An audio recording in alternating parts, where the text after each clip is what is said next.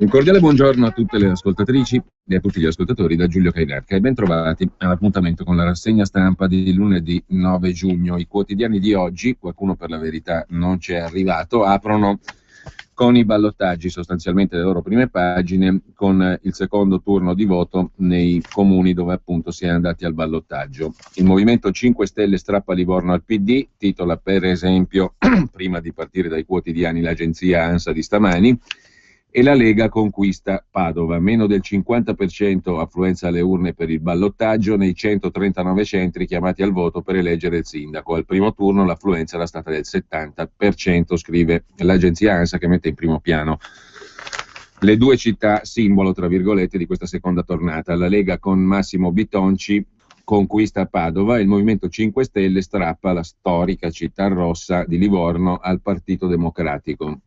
Vediamo subito qualche quotidiano locale prima di andare al Corriere della Sera e agli altri quotidiani, alcuni dei quali evidentemente non sono aggiornati al risultato finale che è arrivato nel corso della notte, ma comunque poi lo vedremo. Intanto il Mattino di Padova, il quotidiano appunto locale della città di Padova, mette in primo piano il titolo Bitonci sindaco. Svolta storica a Padova, Massimo Bitonci è il nuovo sindaco col 53,5%, un'affluenza al 60,5%, non poco rispetto alla media registrata altrove. La Lega conquista anche la periferia, titola il Mattino di Padova, nella sua edizione perlomeno online, in prima pagina. Festa in piazza per Bitonci, delusione di Ivo Rossi, che era il numero 2 di Zanonato. Ecco il nuovo consiglio comunale, Bitonci sindaco di Padova e il candidato leghista conquista quartiere dopo quartiere la città di Padova. A Rubano vince Sabrina Addoni e tutto il resto. Questo è il titolo d'apertura del Mattino. Un'altra città di cui si discuterà senz'altro, Bergamo, l'ex spin doctor, cioè l'artefice della comunicazione delle campagne elettorali ed ex direttore di Canale 5, Giorgio Gori, è il nuovo sindaco di Bergamo, pronti per lavorare. Ora cambiamo davvero la città, le prime parole di Gori sindaco. Lo spoglio è terminato, scrive l'Eco di Bergamo nella sua prima pagina online. Il vantaggio è notevole, silenzio assordante a casa Tentorio, il sindaco uscente, il gap di 7 punti percentuali. Giorgio Gori ha vinto col 53,5% dei voti, Tentorio si è fermato al 46,5%. Altra città di cui si discuterà senz'altro è Pavia. Qui il sindaco, che fino a non molto tempo fa era il più amato d'Italia secondo le rilevazioni del Sole 24 Ore, il sindaco ed è considerato anche uno degli uomini nuovi per eccellenza del partito berlusconiano, vale a dire Alessandro Cattaneo, è stato sconfitto da Massimo De Paoli. La provincia pavese apre la sua prima pagina naturalmente su questo. Massimo De Paoli è il nuovo sindaco di Pavia.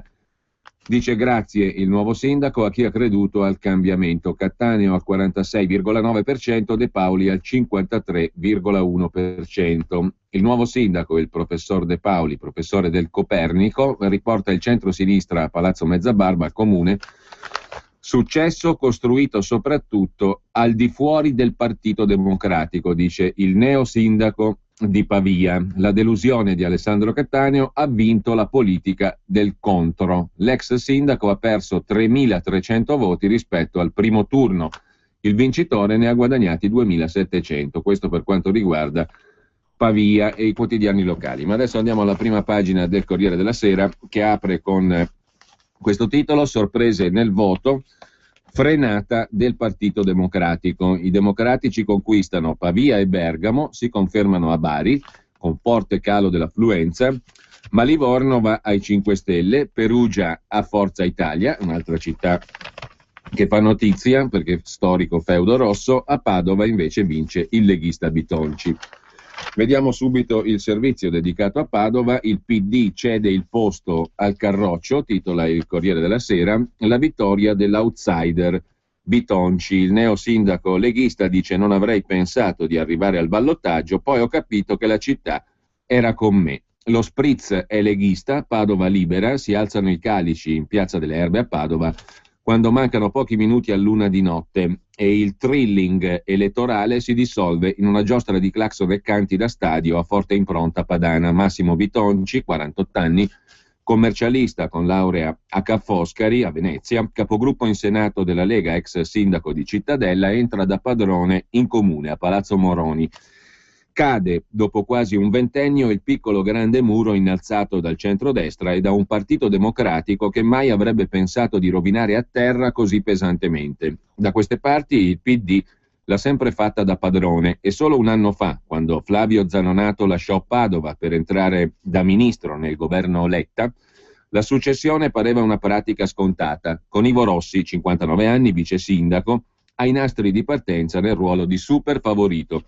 Invece dalle urne, scrive Francesco Alberti sul Corriere della Sera, è uscita una realtà completamente diversa, una grande rivincita per la Lega, che oltre a trascinare Forza Italia e Fratelli d'Italia a un successo più che mai inaspettato alla luce dell'effetto Renzi alle europee, vendica la perdita della roccaforte Treviso, terra di Gentilini e Gobbo, offrendo a quel che resta del centrodestra berlusconiano sprazzi di speranza.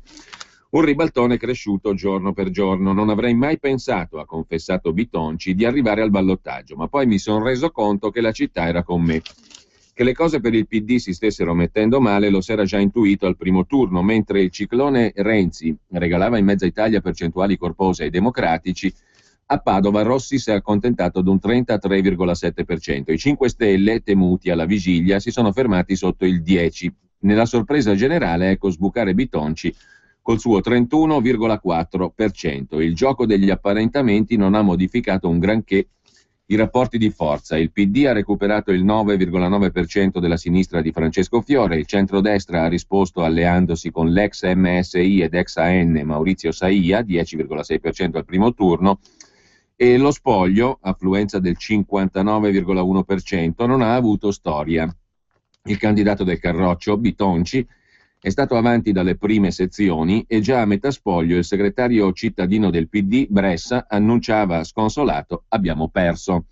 Una sconfitta ancor più amara se si pensa che cade nel 30° anniversario della morte di Berlinguer, colto da malore 4 giorni prima, mentre teneva un comizio in Piazza della Frutta. Pensieri lontani dalle truppe leghiste in questa notte torrida. Attorno a Bitonci si sono radunati in un clima da stadio alcune centinaia di simpatizzanti, molte le bandiere del Carroccio, meno numerose quelle di Forza Italia. Il primo messaggio del vincitore, Bitonci, un invito alla coesione. Questa è una vittoria di tutti, ha detto il neosindaco di Padova e il senatore leghista Bitonci. La prima cosa da fare è liberarsi dalle bandiere dei partiti. Dobbiamo essere un'unica squadra che lavora per il bene della città. Per il Partito Democratico si apre, conclude il Corriere della Sera, una delicata riflessione. Da capire quanto lo scandalo del Mose e in particolare l'arresto del sindaco di Venezia Orsoni abbia penalizzato i democratici e quanto ha influito l'assenza del premier Renzi, annunciato ma mai arrivato a Padova. Ivo Rossi, lo sconfitto, non si capacita, non so cosa rimproverarmi. Notte lunghissima per i democratici. Anche a Livorno la roccaforte rossa cade dopo 68 anni, grande rimonta del grillino 44enne Filippo Nogarin, eletto sindaco di Livorno con il 53% contro il 47% del candidato del PD Marco Ruggeri, 39 anni. Anche lui il candidato del PD. Poi c'è Perugia, la prima volta del centrodestra dal 46, firmata da un avvocato di 35 anni, Andrea Romizzi, sostenuto da Forza Italia, Nuovo Centrodestra, Fratelli d'Italia, Alleanza Nazionale e Liste Civiche, al 58% contro il candidato del PD, SEL, Socialisti, Riformisti e via dicendo, Rifondazione Comunista, Comunisti Italiani, Vladimiro Boccali al 42%. Al primo turno credo si sia votato per Renzi, adesso i perugini hanno detto basta ai classici dirigenti locali. Così Walter Verini, deputato del PD, originario di Città di Castello, eletto in Umbria, commenta con amarezza il clamoroso inaspettato risultato elettorale di Perugia. Dal dopoguerra non era mai accaduto, il centrodestra governerà il capoluogo umbro. L'avvocato Andrea Romizzi, giovane avvocato, candidato di Forza Italia, ha superato l'esponente del PD Boccali. Il ballottaggio si è trasformato in un successo schiacciante. Ha raccolto il 58% dei voti. Netta la vittoria di Forza Italia, a cui andranno 9 seggi. Della coalizione che ha sostenuto il sindaco vincente Romizzi, altri 3 andranno alla lista civica Progetto Perugia, al Nuovo Centrodestra e a Fratelli d'Italia. Intorno all'una il neosindaco di Perugia, 35 anni, ha raggiunto a fatica la sede del comune. Per tutto il percorso è stato festeggiato da decine di sostenitori. Stiamo festeggiando giustamente, ha detto il neo sindaco di Perugia Romizzi, ma io sento sulle spalle tutta la responsabilità di tener fede alle aspettative di chi mi ha scelto per dare una svolta a Perugia. La prima cosa che farò da sindaco, verificare i bilanci del comune. Una delle roccaforti della sinistra e del PD è dunque passata al centrodestra, un esito per niente scontato, anzi tutt'altro che prevedibile, visto come erano andate le cose al primo turno. Il candidato del centrodestra si era fermato al 26%, mentre quello del centrosinistra aveva ottenuto il 46%, con uno scarto in termini reali di circa 17.000 voti. Credo che il sindaco uscente abbia pagato per responsabilità non sue, dice ancora l'uomo forte del PD, il deputato Walter Verini, il deputato umbro. Negli ultimi anni i cittadini di Perugia hanno percepito che la criminalità e la delinquenza la facevano da padrone. Il centro storico è rimasto molto colpito da questa situazione. Credo che in fondo la sconfitta di Boccali sia la conseguenza di una serie di mix. La città simbolo dell'Umbria, come Livorno, dove però ha vinto il Movimento 5 Stelle, il PD fa i conti con un esito sul quale dovrà avviare una profonda riflessione. E appunto concludiamo con Livorno, l'altro caso del giorno, è come il 1989 e come la caduta del muro di Berlino. Con le lacrime agli occhi per la gioia, un attivista grillino esagera con la storia. Il crollo del muro di Livorno è stato comunque fragoroso, come Guazzaloca a Bologna, dice qualcun altro. Una sconfitta inattesa a Livorno, quella del candidato del centro-sinistra, che ha dilapidato un patrimonio di 20 punti di vantaggio usciti dal primo turno. Alla fine i punti di vantaggio sono stati 6, ma a favore del candidato del Movimento 5 Stelle, Filippo Nogarin.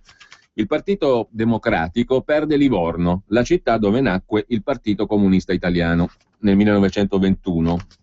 L'uomo che ha liberato, tra virgolette, la città arriva in municipio dopo mezzanotte, a piedi con uno zainetto sulle spalle, coi militanti intorno che urlano il collaudato tutti a casa. Dopo 68 anni il sindaco non è più un rosso, non è più un uomo nato e cresciuto nel partito Chiesa, il partito comunista. Stateci vicino perché ne vedrete delle belle. Sussurra, più intimorito che esaltato, Filippo Nogarin, 43enne ingegnere dai modi pacati e gentili. Grillo dice: non l'ho ancora sentito. Lo diceva già alla vigilia. Ottimisti? No, non siamo ottimisti, siamo realisti, questa città ha voglia di cambiare. Nogarin aveva capito tutto, in realtà qualcosa sospettava anche il suo sfidante, il grande favorito Marco Ruggeri. 39 anni, operaio all'ENI e in parallelo il cursus honorum all'interno del partito, segretario cittadino, capogruppo in regione, candidato sindaco. Aveva cercato di dare una verniciata alla sua candidatura partendo dallo slogan elettorale: Livorno, punto e a capo. Non è servito a nulla. Livorno la rossa, scrive il Corriere della Sera, è crollata, mentre Modena, l'altra città simbolo arrivata al ballottaggio con un candidato 5 Stelle, ha tenuto, lì ha vinto il PD.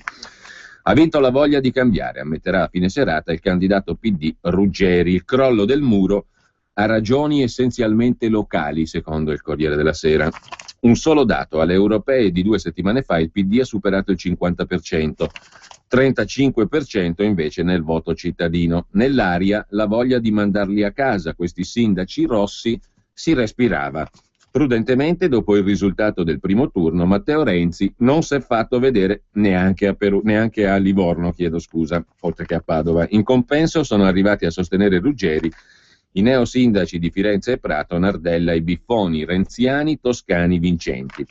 Nogarin aveva preso dalle urne del primo turno il 19%, né un boom né un flop. La sorpresa vera era arrivata da sinistra. Chi aveva portato via voti al PD era la lista civica Buongiorno Livorno, rifugio per l'insofferenza da sinistra allo status quo cittadino.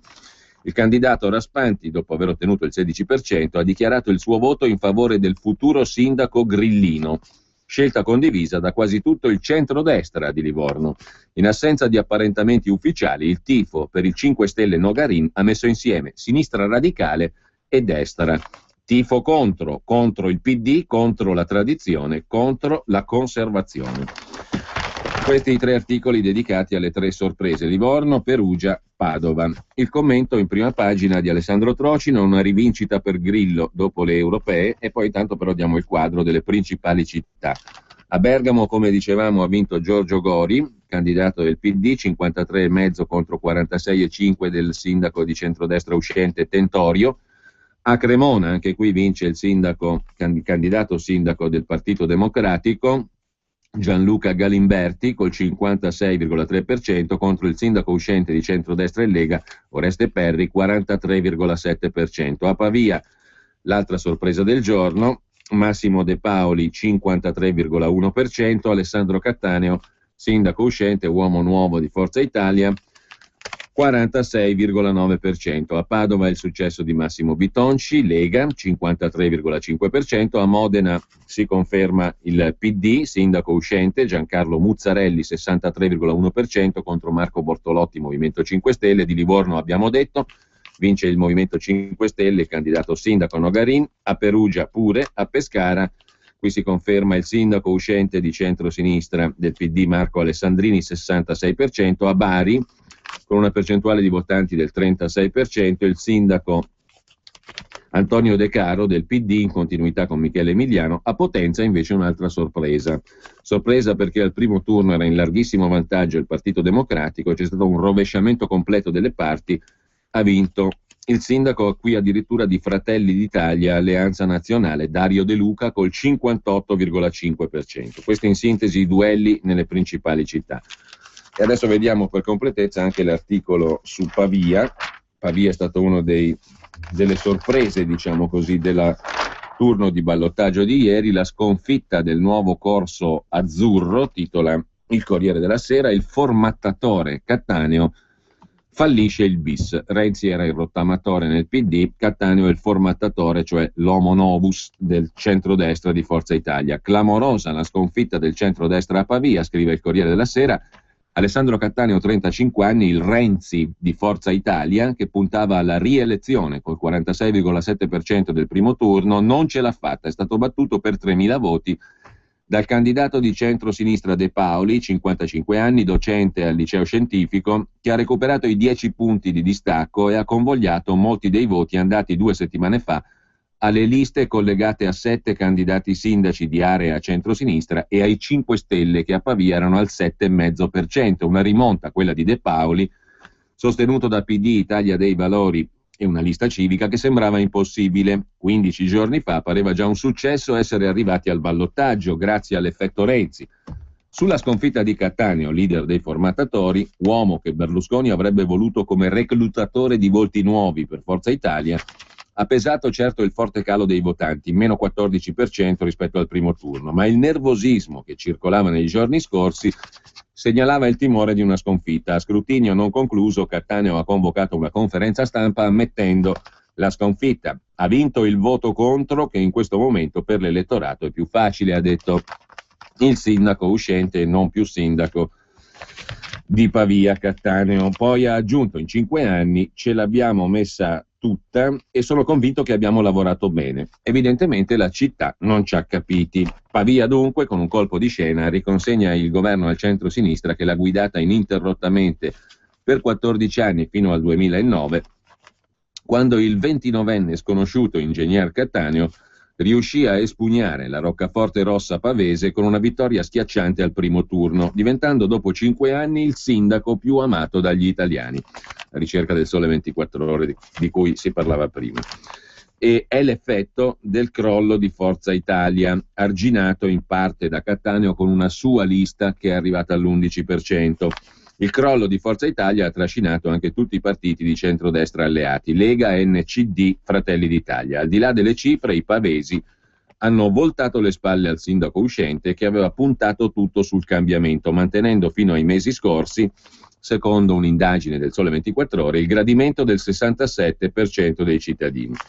De Paoli, che oggi, dopo una notte di festeggiamenti, sarà nel suo liceo per gli scrutini, ha vinto con un programma semplice, puntando sul concetto di partecipazione, verde, decoro della città. Ha promesso che tra i 7 assessori in squadra farà entrare almeno 2 persone esterne, perché ci vogliono competenza e novità.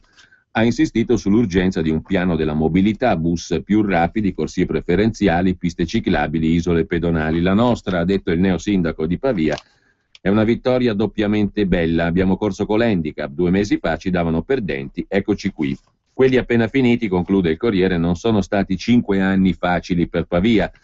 La città, che ruota attorno a 2 poli d'eccellenza, l'università e il Policlinico San Matteo, è stata toccata dalle inchieste sulle infiltrazioni di 'ndrangheta, con intrecci tra politica, imprenditoria e malaffare che, pur non coinvolgendo mai la giunta Cattaneo, hanno fatto intravedere l'interesse delle cosche nel pilotare voti verso partiti del centrodestra. Poi ci sono stati gli scandali urbanistici, con perquisizioni negli uffici comunali e funzionari dell'urbanistica indagati e arrestati. L'ultima indagine, 3 mesi fa, ha portato all'arresto di Ettore Filippi, ex vice sindaco e assessore al bilancio nella giunta precedente, che secondo il GIP avrebbe avuto la capacità di fare pressioni e controllare l'attività dell'amministrazione come soggetto influente all'interno del comune, ma Cattaneo ha sempre escluso pressioni di qualsiasi tipo sulla sua giunta. E ora, per cercare di completare il quadro, vediamo anche l'articolo che il Corriere della Sera, prendo il Corriere perché insieme a Repubblica, il quotidiano un pochino più aggiornato, La Stampa si vede che è andata in stampa prima della chiusura degli scrutini, è un po' povera. Il Giornale invece ha un buco clamoroso perché è andato in stampa molto prima evidentemente della chiusura degli spogli e ha una paginetta striminzita nella quale non conosce i risultati. Comunque, su Bergamo cosa racconta il Corriere della Sera? Gori, l'ex manager di Mediaset, fa sorridere il centro-sinistra. È stato manager di punta di Mediaset, Canale 5, inventore di format televisivi. Adesso per Giorgio Gori comincia una seconda vita, sindaco di Bergamo. Nella notte il suo vantaggio su Franco Tentorio è di 7 punti, al centro-sinistra il 53,5% dei voti contro il 46,5% del centrodestra. Inizia un nuovo corso, ha detto il neosindaco Gori. Ringrazio Matteo Renzi per il suo aiuto, il comizio a Bergamo è stato importantissimo, ha portato un entusiasmo decisivo, ha detto Gori, che proprio dal Premier era stato definito spin doctor, cioè appunto colui che curava immagine, comunicazione e slogan di Renzi. La vittoria è dedicata alla mia famiglia, la sua squadra esultava, abbiamo il comune. Come nel resto d'Italia, a Bergamo l'astensionismo è stato forte, al voto il 55,2% dei bergamaschi, in una giornata segnata anche da un siparietto al seggio di Bergamo Alta.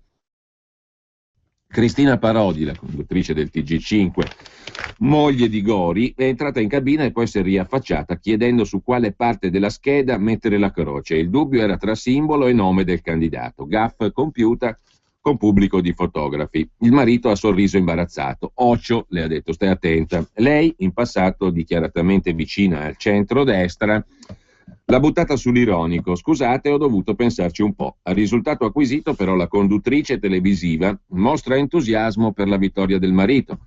Per me è una grande novità, non so come sarà. È una grande emozione per quel che è successo. Sono molto felice per lui. La nostra vita cambierà. Miglioreremo Bergamo, ha detto la signora Parodi, per farle fare un cambio di marcia. In vantaggio al primo turno di più di 3 punti, l'ex manager di Canale 5 ha sfruttato in queste 2 settimane l'onda lunga del successo di Renzi. L'atmosfera in città era favorevole, il centro-sinistra l'ha cavalcata, senza disdegnare momenti di spettacolo, compreso un passaggio della cognata di Gori, Benedetta Parodi, che per la causa ha assaggiato e giudicato una 50ina di torte a messaggio elettorale. La Parodi alla rubrica di cucina sulla 7. Ma all'ombra delle mura venete si sono fatti vedere anche personaggi dell'epopea renziana, dal neosindaco di Firenze Nardella al ministro Maria Elena Boschi.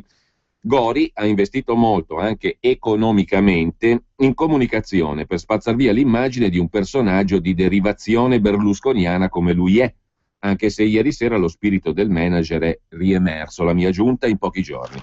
Più attento ai meccanismi dei media che ai problemi di una città come Bergamo. In realtà l'ex manager da 2 anni stava lavorando, incontrando associazioni e comitati di quartiere, studiando un programma basato sull'idea di una Bergamo più aperta all'Europa, puntando sullo sviluppo del turismo legato all'aeroporto Caravaggio, Orio al Serio, che è il 4º aeroporto d'Italia. Il risultato è arrivato ed è stata una notata di festa per tutto il PD bergamasco. Tentorio, il sindaco uscente, candidato di centrodestra, ha lottato puntando sulla sua credibilità di amministratore, senza poter contare sui numeri di Forza Italia e Lega ai minimi storici in città, e tentando ogni via negli ultimi giorni, compreso l'annuncio di autobus di linea gratuiti nel prossimo quinquennio. La Lega Nord invece si era incaricata degli attacchi alla credibilità di Gori, accuse di abusivismo edilizio, presunte irregolarità fiscali. Non è bastato, alla fine Bergamo si conferma città scontenta per natura. Mai nell'ultimo ventennio, da quando è in vigore la legge per l'elezione diretta dei sindaci, mai il sindaco uscente è stato confermato dopo un primo mandato.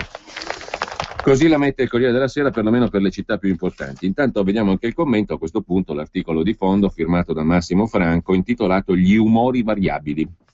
Queste elezioni dovevano dire quanto l'effetto Renzi delle europee di 2 settimane fa sarebbe stato confermato e se le inchieste giudiziarie a Venezia avrebbero pesato sul voto per i ballottaggi. Il crollo della partecipazione al voto è una parziale risposta alla seconda domanda. L'astensionismo, scrive Massimo Franco, è un responso sconfortante. Dà il senso di elezioni nelle quali la mobilitazione del passato per scegliere il sindaco è un ricordo sbiadito. I primi cittadini sono sempre più figli di minoranze.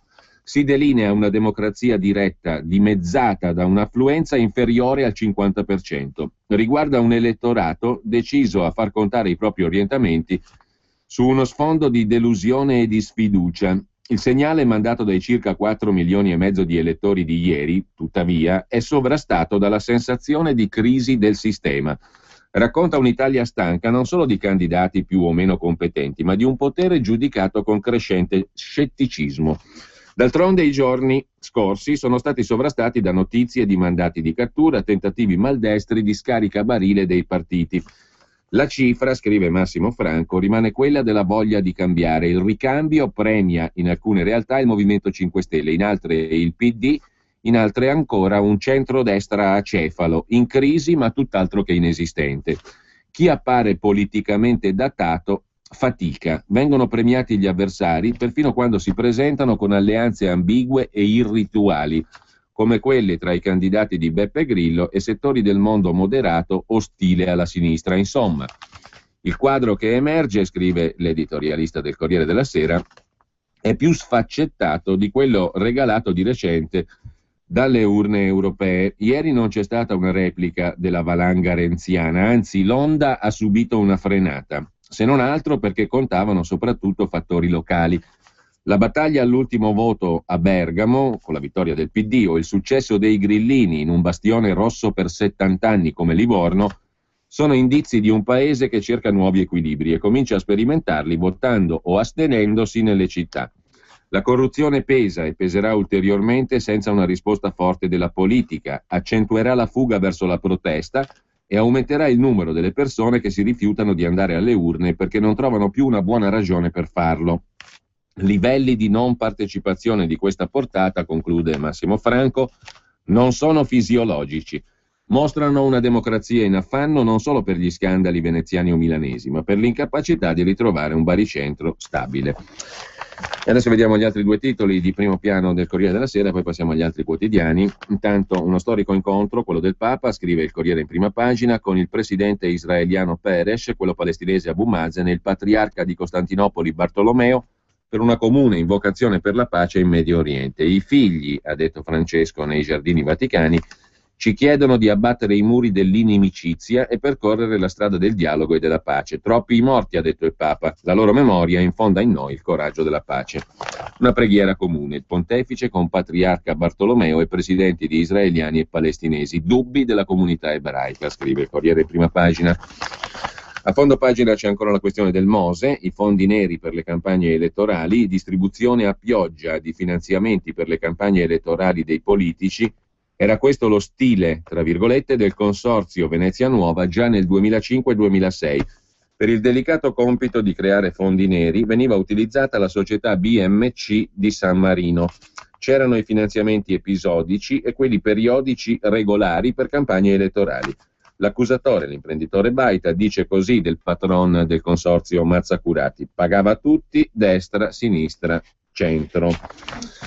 Lasciamo la prima pagina del Corriere della Sera un'occhiata però la diamo alla cronaca milanese. Cala l'affluenza ma continua l'onda lunga delle europee al ballottaggio per le elezioni amministrative. Il centro-sinistra in Lombardia strappa Pavia, Bergamo e Cremona, avanzata del PD anche nei 9 comuni della provincia di Milano: Cesano Boscone, Cusano, Novate Milanese, Peschiera Borromeo, Rozzano, Trezzano sul Naviglio e Melzo vanno alla coalizione di centro-sinistra. Pioltello e Paderno Dugnano vanno invece alla coalizione di centrodestra.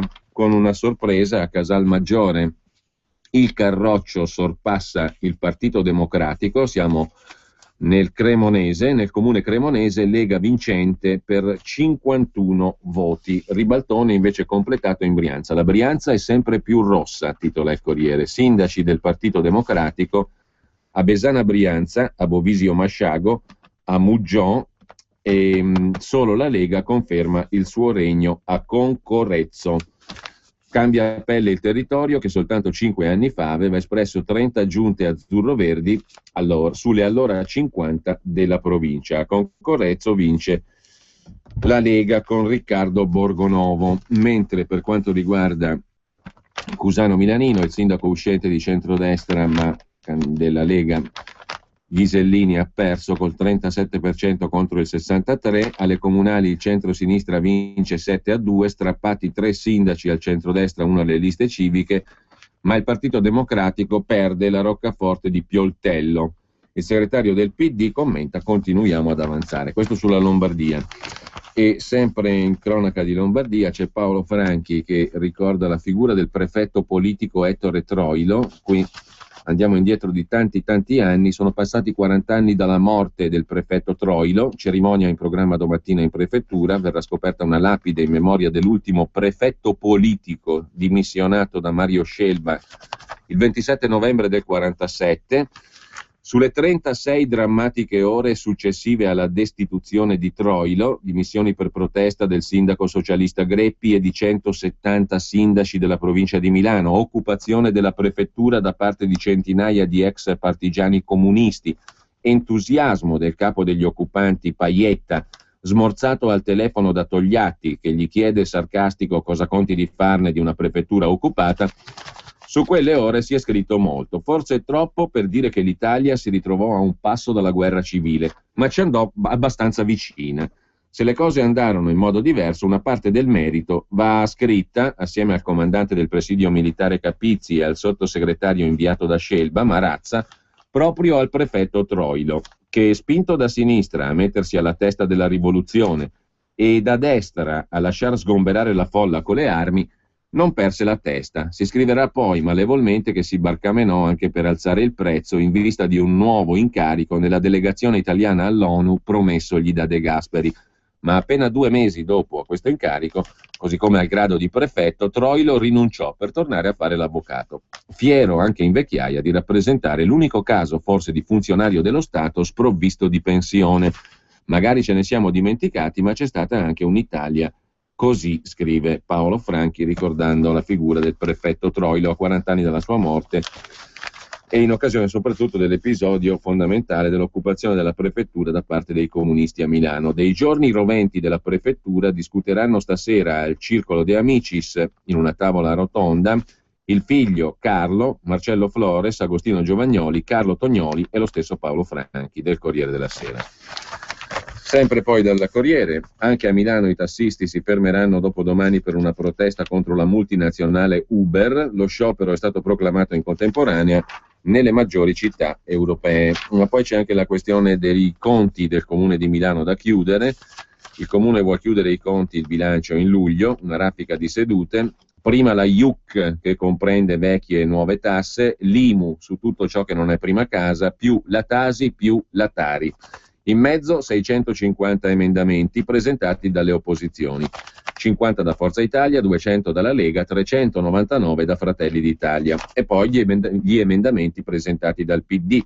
Uno su tutti: aumentare le detrazioni sulla Tasi per esentare altre 18.000 famiglie milanesi, oltre le 4.000 esentate dalla Giunta, dal pagamento della tassa e raggiungere quota 22.000 esenti, la stessa che nel 2012 non ha pagato l'IMU a Milano. Cosa devono fare i milanesi? Quando e come dovranno pagare le imposte? Una data è certa, Il 16 giugno a Milano si paga l'acconto per tutti i proprietari di immobili che non sono prima casa, cioè seconde abitazioni, uffici e negozi, come l'anno scorso. Per la Tasi invece la prima scadenza è il 16 ottobre e riguarda sia i proprietari di prima casa sia quelli di seconda casa e altri immobili con un'aliquota dello 0,8 per mille che si aggiunge alla quota IMU, sia gli inquilini che dovranno contribuire col 10%. Il saldo si paga il 16 dicembre insieme al saldo IMU. Resta fuori la Tari, nuova tassa sui rifiuti, perché manca l'approvazione del regolamento, ma il pagamento dovrebbe avvenire a luglio, l'acconto, e a dicembre il saldo. Cambiare per 3 anni di fila il sistema fiscale dei comuni è pazzesco, dice Francesco De Lisi, consigliere del Partito Democratico. Infine, sempre dal Corriere della Sera, in cronaca di Milano, ubriachi e senza la patente, 20 immigrati denunciati, 9 persone arrestate nei quartieri della Movida per detenzione di droga. Delle amministrative abbiamo già detto, in sostanza, con la curiosità, vediamola, di Casalmaggiore, oltre ai 3 capoluoghi di Bergamo, Cremona e Pavia, il ballottaggio per la scelta dei nuovi sindaci ha interessato 30 comuni lombardi, lotta all'ultima scheda a Casalmaggiore nel Cremonese. Con 51 voti ha vinto il candidato della Lega Nord, Filippo Bongiovanni. Ha superato Claudio Silla, sindaco uscente del centro-sinistra.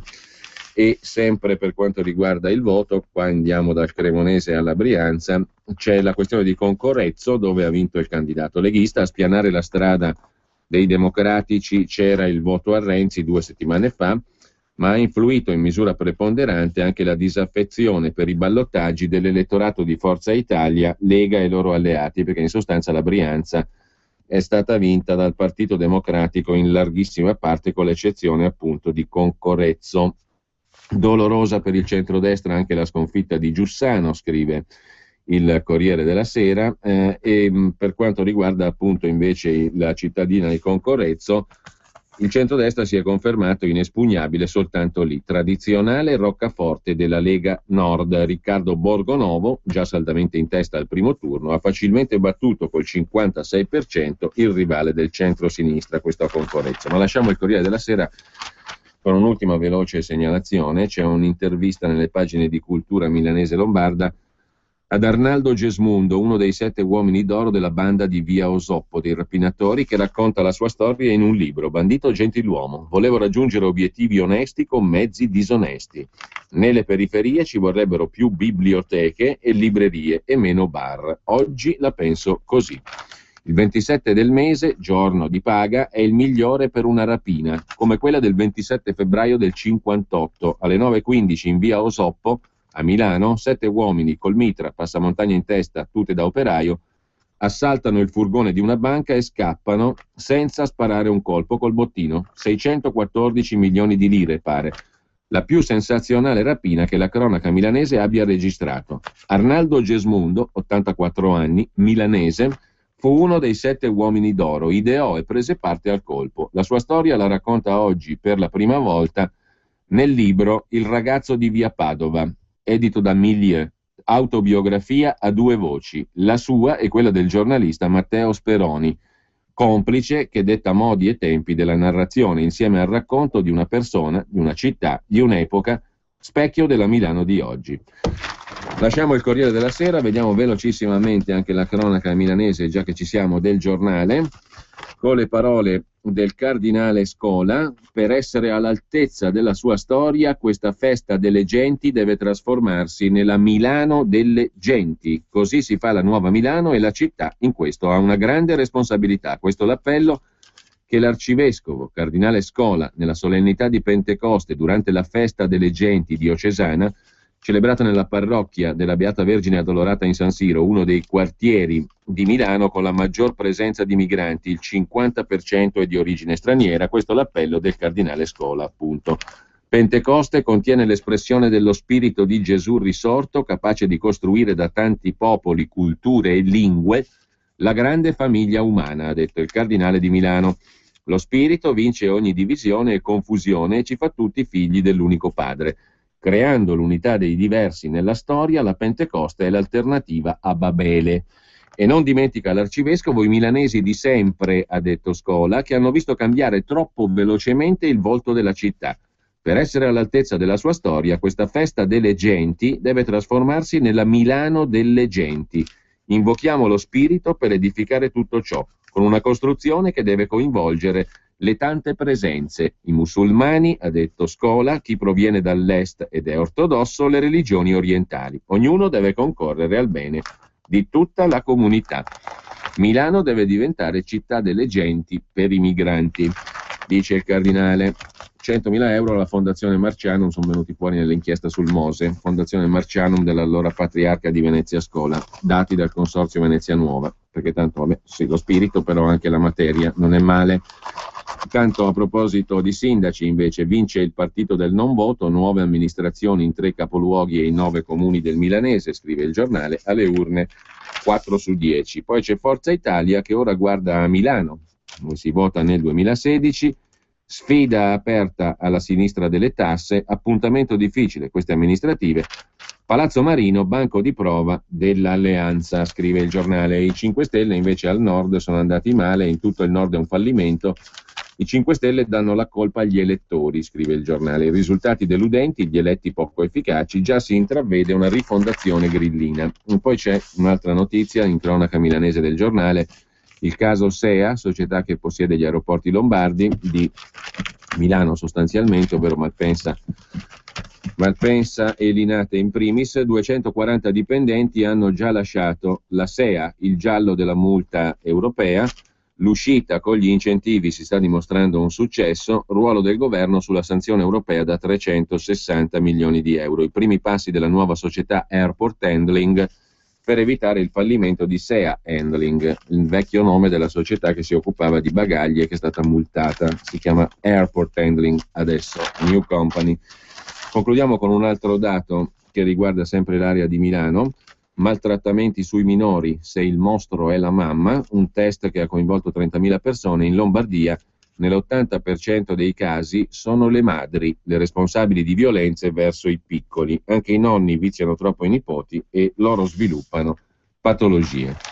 Ma lasciamo la cronaca milanese anche con il giorno che mette in evidenza 7 sindaci su 9 al PD nella cintura milanese, ma Pioltello svolta e va al centrodestra. E vediamo però come la mette anche l'Unità in apertura, con uno dei classici titoli, anzi verbi, utilizzati quando si va maluccio. Il PD tiene, è il classico verbo tenere, il partito ha tenuto, che si usa quando le cose vanno malino. Ferita a Livorno, però, titola l'Unità in prima pagina. Netto il successo a Bari e Modena, il centro-sinistra strappa anche Bergamo, Pavia e Pescara, ma brucia la sconfitta di Livorno nei confronti dei grillini. Padova alla Lega, Perugia al centrodestra. Ma poi a fondo pagina ci sono i nuovi sbarchi di migranti, in 6 mesi salvati 50.000, titola l'Unità. Ci sono anche 3 morti fra i 205 che sono arrivati ieri a Pozzallo Ragusa. Gli sbarchi si susseguono, la situazione è allarmante. In 6 mesi soccorsi e salvati oltre 50.000 migranti. Fassino chiede ad Alfano un incontro urgente. E poi ancora 138.000 in attesa da un anno di cassa integrazione in deroga e mobilità, sono i dati che vengono dalle regioni. Cassa integrazione e mobilità, lunga attesa. Oltre 138.000 lavoratori attendono ancora di percepire ammortizzatori sociali del 2013. Il ministro del lavoro Poletti ha appena sbloccato 400 milioni per saldarne almeno una parte, ma nelle diverse regioni è una giungla, non bastano i soldi. I giornalisti dell'Unità poi scrivono in prima pagina, continuano la loro mobilitazione per salvare la testata, garantendo l'uscita del giornale nonostante un'azienda latitante, incapace di garantire non solo le retribuzioni dei lavoratori, ma il futuro del più grande giornale della sinistra.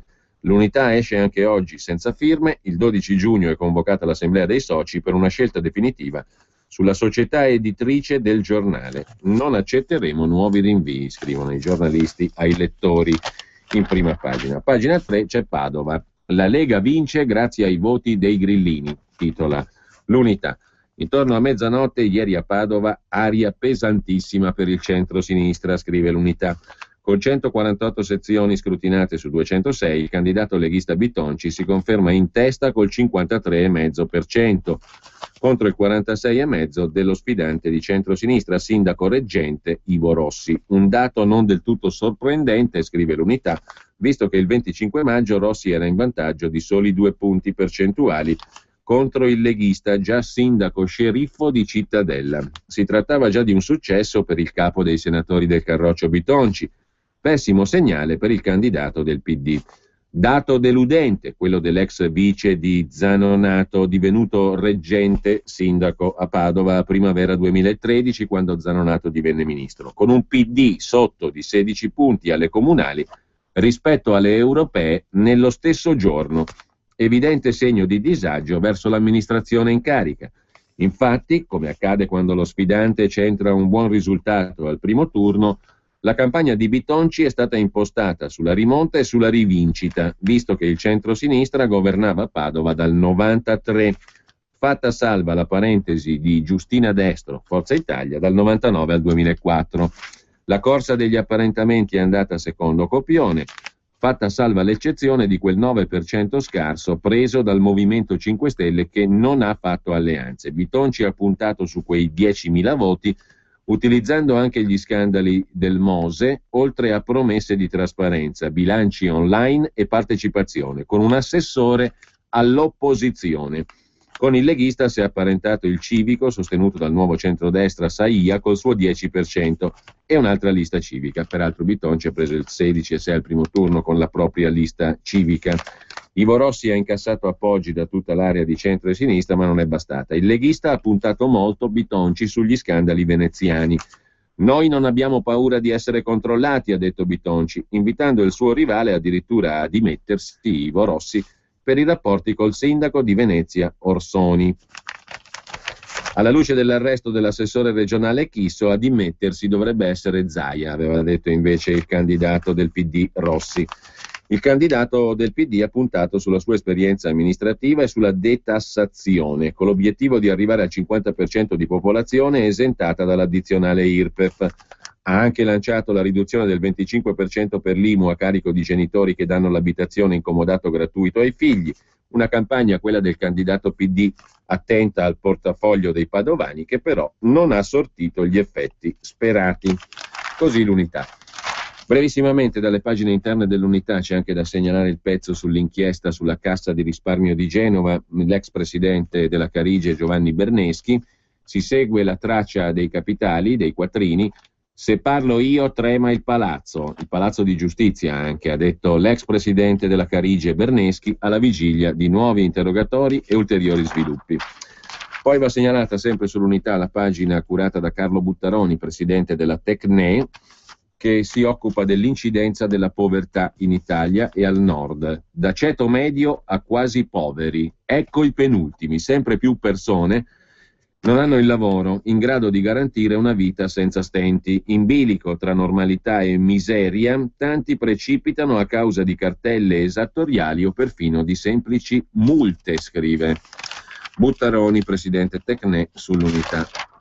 Voltata pagina, invece siamo alla pagina degli esteri. Reo presidente, la Spagna vuole un referendum. Il 62% dei cittadini, secondo un sondaggio del quotidiano del País, vorrebbe esprimersi sulla forma di Stato. E poi ancora, tornando all'Italia, rimborsi facili. In Calabria altri 30 indagati. La procura di Reggio ha iscritto quasi tutti i consiglieri di Nuovo Centrodestra, Forza Italia e anche PD. Rilievi anche dalla Corte dei Conti. E infine, dall'Unità di oggi, c'è da segnalare, se volete approfondire, a pagina 14 l'articolo sui 138.000 che aspettano ancora la cassa integrazione in deroga e la mobilità. Sono i dati regionali certificati dalle regioni. Ben 65.000 lavoratori sono ancora in attesa degli assegni del 2013 sulla cassa integrazione in deroga, 72.000 sulla mobilità. In Lombardia ci sono 23.000 lavoratori in attesa di cassa integrazione in deroga dal 2013, più 5.961 lavoratori 2013 in attesa di mobilità. 18.500 in Veneto, lavoratori 2013 in attesa di mobilità. In Toscana 14.900 lavoratori 2013 in attesa di cassa integrazione in deroga. E ancora 5.500 sono invece in Campania, no, chiedo scusa, non so qual è la regione perché non è segnata, sono 5.500 lavoratori, comunque il totale in Italia è di 65.000 lavoratori 2013 in attesa di cassa integrazione in deroga e 72.600 in attesa di mobilità. Chiudiamo con l'Unità segnalando la pagina di cultura che si occupa dell'anniversario. L'uccisione di Giacomo Matteotti, eroe di oggi, domani i 90 anni dall'uccisione del socialista che denunciò la Tangentopoli fascista. Ma vediamo l'apertura del giornale che, non avendo i dati delle elezioni, dato in stampa evidentemente prima, o comunque noi abbiamo questa versione stamani, parla di giudici col doppio stipendio, il paese dei furbetti, 1000 magistrati che hanno un secondo lavoro e poi ci si meraviglia se la giustizia è lenta, e del vizio dei PM a caccia di pubblicità, fare il nome di un politico anche se non c'entra. A centropagina sul giornale c'è Renzo Piano, architetto star, 76enne, senatore a vita dal 2013, il senatore assenteista che deride i colleghi assenteisti. In una intervista Renzo Piano ha detto che un senatore a tempo perso è inconcepibile, un senatore deve fare un buon lavoro. L'assenteista Piano deride i senatori a tempo perso. La finta morale dell'architetto, scrive il giornale in prima pagina, e poi c'è l'articolo di fondo firmato dal direttore Alessandro Sallusti sul Nord e le cosche di 'Ndrangheta e le ossessioni di Roberto Saviano che fanno il gioco della mafia. Una recente sentenza della Cassazione ha stabilito che l''Ndrangheta al nord non è una parente povera dell''Ndrangheta del sud, ma è la stessa cosa. Avevo ragione io, dice e scrive Saviano, il nord è in mano alla mafia. Quella di Saviano è un'ossessione, commenta Alessandro Sallusti. Il fatto che al nord ci sia la mafia non vuol dire che il nord sia mafioso o rischi di essere contaminato. Un conto è infiltrarsi in un appalto, riuscire con l'inganno a inserire un proprio esponente in una struttura pubblica o politica, altro è inquinare il vivere della comunità, comandare e disporre della vita e della testa delle persone. Fattene una ragione, caro Saviano, scrive Sallusti. Noi al nord non siamo e non potremo mai essere in balia della mafia. Sappiamo combatterla ed estirparla non appena ne individuiamo una cellula. Non siamo omertosi, non siamo solidali, non applaudiamo i mafiosi all'uscita dalle caserme quando vengono arrestati, non insultiamo né aggrediamo, come purtroppo avviene in tante troppe zone del sud, i poliziotti che ammanettano i boss. Ci possono essere in giro, probabilmente ci sono anche migliaia di mafiosi, ma restano corpo estraneo alla comunità. Al nord un mafioso non è un padrino e neppure un uomo d'onore, è solo un criminale da assicurare alla giustizia. Capiamo, conclude Sallusti, che chi ha costruito la sua fortuna economica e professionale sull'antimafia sia costretto a soffiar sul fuoco per tenere alti tensione e interesse. Buttafuoco, raffinato scrittore siciliano, di recente ha scritto che ci sono due tipi di mafia, la mafia e la mafia dell'antimafia. Un suo celebre conterraneo, Leonardo Sciascia, sostenne questa tesi già nell'87 e per questo fu cacciato dal Corriere della Sera e linciato dagli amici comunisti. Chi sostiene che tutto è mafia porta inevitabilmente la gente alla suefazione che nulla è mafia, a vantaggio, caro Saviano, della mafia. Questi i temi di prima pagina del giornale. Bisogna andare a pagina 10 per avere riferimenti sulle elezioni amministrative, ballottaggi flop, crolla l'affluenza, da Pavia a Bari le ultime sfide, ma il giornale non ha ancora i dati e non li mette evidentemente. Lasciamo il giornale e andiamo a vedere la prima pagina della Stampa di Torino. Qui, oltre ai ballottaggi, Grillo strappa Livorno al PD, la sinistra perde Padova, tiene Bari e Modena, a Pavia Cattaneo battuto. Oltre a questo c'è anche la questione del Frontex, l'agenzia europea che dovrebbe controllare l'immigrazione, che resta senza un capo, tanto anche se ce l'ha poco fa. E tornando alle cose italiche, l'Expo verso il giudizio immediato, i PM vorrebbero accelerare i tempi. E poi il Mose, dubbi sul livello romano. Nelle carte molti nomi di big della politica. Fermare l'opera più costoso che finirla, dice Mauro Fabris, storico esponente democristiano, poi Italia dei Valori, anche lui con un ruolo all'interno del consorzio del Mose. Poi c'è il retroscena, Tremonti contro Milanese. Per la terza volta Tremonti si è sentito tradito da quello che era uno dei suoi più stretti collaboratori. Maledetto il giorno in cui l'ho incontrato, l'onorevole Marco Milanese.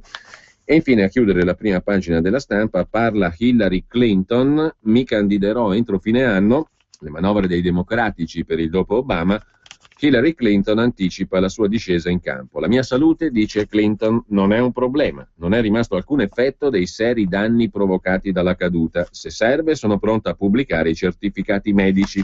La mia età non è un problema. È magnifico avere i miei anni. Liberare i 5 talebani in cambio del nostro soldato è stato difficile, ma in linea con i nostri valori. Riportare a casa i nostri. A pagina 15 poi c'è l'intervista per completo fatta da Diane Sawyer, la giornalista conduce il programma di punta della ABC World News. Farò come Bill per la mia candidatura, all'ultimo annuncia Hillary Clinton. Decido quest'anno, ma posso dirlo nel 2015. La salute, mio cervello funziona meglio di quello di Rove. Lo scambio con i talebani scelta difficile, ma riportiamo tutti a casa la terribile notte di Bengasi. Se mi chiederanno di testimoniare, dovrò capire se si tratta ancora di una parodia o sarà uno sforzo per capire se possiamo fare meglio. Ma al di là di questo c'è anche in primo piano sulla stampa di oggi, appunto poi magari lo vediamo più dettagliato, il retroscena firmato da Ugo Magri su Tremonti, l'ex ministro dell'economia, che respinge i sospetti. Maledetto il giorno in cui incontrai Marco Milanese, ex tenente colonnello della Guardia di Finanza, poi deputato del PDL e stretto collaboratore appunto di Tremonti. L'ex braccio destro del professor Tremonti, Milanese, è accusato di aver preso 500.000 euro per sbloccare alcuni cantieri del Mose. 3 volte nei guai è finito Tremonti per le sue vicende con Milanese. Dopo le accuse del Irpino Viscione e dopo lo scandalo della casa ancora tirata in ballo, l'affitto pagato in contanti, in nero, eccetera, eccetera, adesso la questione del Mose. L'incontro con Mazzacurati che Tremonti ebbe con il numero 1 del consorzio Venezia Nuova. Tutti mi chiesero di parlarci, mi dicevano che era assolutamente importante. Dopo pubblicità e previsioni del tempo, poi vediamo gli altri giornali di oggi. Vuoi acquistare o vendere un'azienda?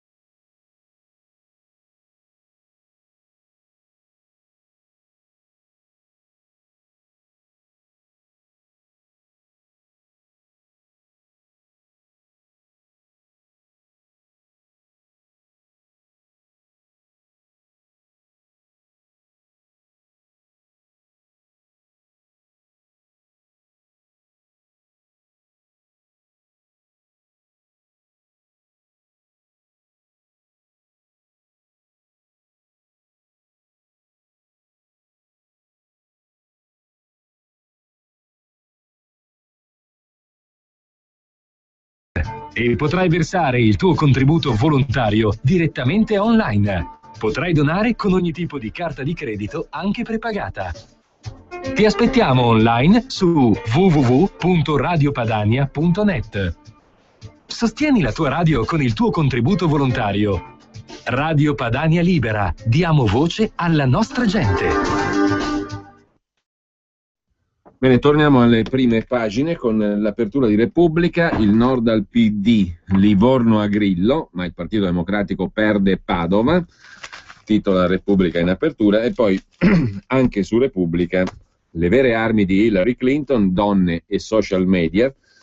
Adesso la Casa Bianca non è più un sogno. Il primo piano di Repubblica, per quanto concerne la politica, è dedicato alle ferite del Partito Democratico nelle città rosse, che riaprono la sfida dei renziani alla vecchia guardia del PD. Il Premier contava di conquistare 20 capoluoghi, i KO in Veneto, Padova e Umbria, Perugia, attribuiti ai sostenitori del partito ditta di Bersani e della vecchia guardia. Renzi, verso il Vietnam, nel partito naturalmente, ripete ai fedelissimi: tra europee e comunali la nostra forza aumenta contro la vecchia guardia. Settimana decisiva per le riforme istituzionali e per decidere chi sarà il nuovo presidente del PD dopo Cooperlo. Con intervista di Repubblica a Massimo Cacciari, il leader non basta, gli scandali pesano sull'affluenza, i governi di tutti i colori e il PD nazionale si facciano un esame di coscienza. Speriamo che ora a Roma, dice Cacciari, capiscano che non basta il leader, per governare ci vuole radicamento,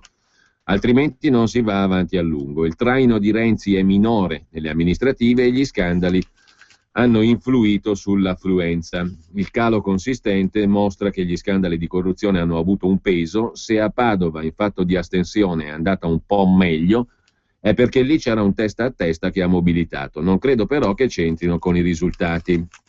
Orsoni non ha alcun ruolo nel PD. Se anche lo scandalo fosse avvenuto prima delle europee, avrebbe potuto al massimo spostare 1 o 2 punti localmente. È il voto dei ribaltoni, scrive Repubblica. Grillo prende Livorno, PD KO a Padova e Perugia, ma strappa 7 capoluoghi. A Pavia clamoroso sorpasso del centro-sinistra, vittorioso anche a Pescara, sindaco grillino a Civitavecchia pure. Shock a Livorno, Livorno la Rossa, la sinistra KO dopo 68 anni. Il Movimento 5 Stelle dice: qui cambia la storia. Trionfo del candidato sindaco Nogarin, neosindaco di Livorno. Apriremo le finestre, dice il neosindaco del Movimento 5 Stelle, per cambiare l'aria. Sconforto dei democratici che non ci credono. Non può essere vero, dicono dal PD. Poi c'è il servizio di Silvia Bignami da Padova. Lega Nord ed ex-AN conquistano Padova. Bitonci batte il sindaco reggente del PD Rossi, che si sfoga: pago il fatto di essere al governo. La curiosa considerazione di Ivo Rossi. La Lega sconfigge il PD a Padova e la città del Santo, rossa dal 93, si tinge di verde. Ci si aspettava un testa a testa, ma il leghista Bitonci è fin dalle prime sezioni stabilmente davanti al democratico Ivo Rossi, erede dell'ex sindaco e ministro Zanonato, e ha vinto Bitonci col 53,5%. Un'esplosione di gioia per la Lega, scrive Repubblica, e per il centrodestra che porta in trionfo il suo sindaco verso il comune. Ovazioni al comitato elettorale in Piazza delle Erbe, bandiere della Lega accanto a quelle di Alleanza Nazionale. Bitonci promette: sarò il sindaco di tutti. Poi attacca la stampa di regime mentre la folla grida: comunisti a casa.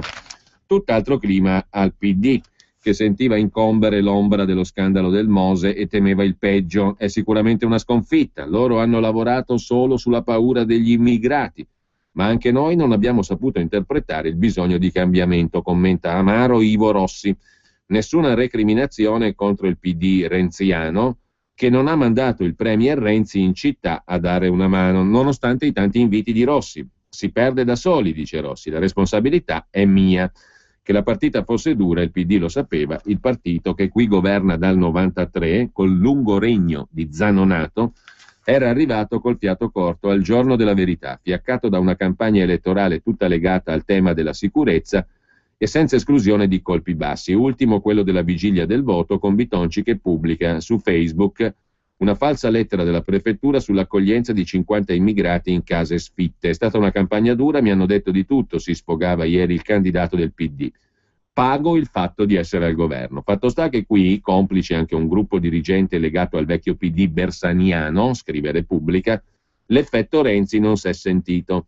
Arriva solo Pierluigi Bersani, i big non si presentano. Bersani, a cena in casa Zanonato, ha registrato un video postato su Twitter. Renzi non viene perché si vergogna dello scandalo Mose, aveva detto invece Bitonci, che non risparmia fendenti sull'inchiesta Mose e sui rapporti della giunta Zanonato-Rossi con Francesco Giordano, consulente di una partecipata del comune di Padova, arrestato nell'inchiesta di Venezia. Il leghista strizza l'occhio ai grillini, promettendo trasparenza e perfino un assessore all'opposizione. Dall'altra parte il PD sconta le sue divisioni. La più lacerante la rottura con Francesco Fiore, candidato sconfitto per 400 voti da Rossi alle primarie di febbraio, che con la sua lista ha raccolto quasi il 10%. Così Repubblica. E nella girandola di Bergamo Gori strappa lo scettro a Forza Italia. Il pezzo è di Rodolfo Sala, che è il giornalista di Repubblica che per solito si occupa di Lega Nord. Poco prima della mezzanotte Giorgio Gori finalmente si scioglie, è andata bene, in questa città c'è voglia di cambiare, che noi abbiamo interpretato con entusiasmo. Il candidato sindaco del centro-sinistra, ex direttore della berlusconiana Canale 5, poi folgorato da Renzi, vince la gara che mette in palio la poltrona di sindaco. Vantaggio di 5 punti. Bergamo torna al centro-sinistra, non tanto e non solo sull'onda del successo di Renzi alle europee. Alle 23 Gori si materializza nella sede del comitato elettorale. Il candidato sindaco del PD è abbottonato, solo quando il quadro è chiaro si concede all'entusiasmo, scrive Rodolfo Sala su Repubblica. La fotografia scattata dagli elettori di Bergamo al primo turno consegnava al centro-sinistra una ragionevole speranza, ma non granitica. PD primo partito al 23%, lista Gori quasi al 14%, affermazione degli alleati a cominciare dal patto civico dell'ex sindaco Bruni. Risultato buono intorno al 42%, ma nel voto per il sindaco Gori aveva fatto ancora meglio arrivando al 45,5%. Alle europee la musica era stata diversa, effetto Renzi, bla bla bla, insomma poco di interessante nel resoconto. Mentre ci sono 2 pagine di Repubblica dedicate all'inchiesta sul Mose, il colore delle tangenti, ecco il manuale per comprare i politici, 3 nomi in codice, bianco, nero bianco e nero. Tra i beneficiati spuntano altri 2 deputati del Partito Democratico. Dopo Orsoni, Sartori e Marchese, nella lista dei destinatari di fondi compaiono anche i parlamentari del PD Murer e Martella. Nomine pilotate, così incalza telefonò per avere il placet di Mazzacurati la trattativa sul nuovo magistrato delle acque tra Ministero delle Infrastrutture, con l'alto dirigente Ercole Incalza, e Venezia. Vacanze pagate al candidato gradito. E sempre da Repubblica, altre 2 pagine sugli affari del Mose. Al sindaco di Venezia Orsoni serviva il voto dei cattolici, la pista dei fondi neri dirottati sulla Curia. All'epoca c'era l'attuale arcivescovo di Milano, Scola. Il patriarcato, cioè Scola, fece una scelta di campo, dice l'imprenditore arrestato l'anno scorso Baita della Mantovani, e anche noi decidemmo di scaricare Brunetta. I 450.000 euro che il supremo tessitore Giovanni Mazzacurati sostiene di aver dato al sindaco di Venezia Giorgio Orsoni avrebbero alimentato il voto cattolico alla vigilia delle elezioni amministrative 2010. Gli investigatori stanno trovando conferme a questa pista giudiziaria. Orsoni, agli arresti domiciliari, nega di avere ricevuto i 450.000, ammette solo i finanziamenti registrati, 110.000. Alle parole dell'accusatore Mazzacurati si sono però aggiunte 2 conferme. La testimonianza verbale di Pier Giorgio Baita, già amministratore della Mantovani SPA, capofila del consorzio Venezia Nuova guidato da Mazzacurati, e quella di Federico Sutto, che è uno dei 2 cassieri del consorzio. La Finanza, che ha certificato 11 incontri tra Orsoni e Mazzacurati, di cui 8 a casa del sindaco, con passaggi di denaro nella metà delle occasioni, la Guardia di Finanza ora sta verificando la consistenza del filone finanziamenti Mose girati alla Chiesa Cattolica Veneziana. L'ipotesi è che all'inizio del 2010 l'avvocato Orsoni avesse bisogno di denaro per la campagna elettorale, era sfavorito di fronte all'avversario PDL, il ministro Brunetta. In alcune intercettazioni si ascolta Orsoni chiedere ai sostenitori potenti di far presto, vuole più soldi di quelli che, 100.000 euro, gli vengono prospettati. È lo stesso Baita in altre occasioni a raccontare che i dirigenti del Consorzio Venezia Nuova fossero inizialmente orientati sul candidato più vicino, Brunetta. Quando abbiamo saputo che il patriarcato invece aveva scelto Orsoni, abbiamo cambiato linea. Il contante girato da Mazzacurati al sindaco poi di Venezia Orsoni aveva ottenuto il suo effetto, spostando voti cattolici verso il centro-sinistra. Nelle carte della procura c'è un altro passaggio che lega il Consorzio Venezia Nuova alla curia locale ed è il sequestro degli appunti dei pagamenti realizzati fino all'11 ottobre 2001 dal Consorzio Veneto Cooperativo, socio del Consorzio Venezia Nuova. Quelle consegne in contante erano state segnate su un foglio poi nascosto nell'abitazione dei genitori di una dipendente del Cobeco, che era in pratica la parte delle cooperative rosse della questione. La lista sequestrata segnalava anche la Fondazione Marcianum, 100.000 euro per loro, quota annuale, cioè 100.000 all'anno. La Fondazione Marcianum che cos'è? È un polo pedagogico e accademico fortemente voluto e quindi fondato nel 2004 a Venezia dall'allora patriarca Angelo Scola, oggi arcivescovo di Milano. Istituto di studi religiosi, liceo classico, facoltà San Pio X, biblioteca. Una struttura costosa, la Fondazione Marcianum, che da sempre ha rapporti con le istituzioni locali. Tra i 4 soci fondatori del Polo Cattolico c'è anche il Consorzio Venezia Nuova, che per missione non ha quella di tirar su biblioteche cattoliche.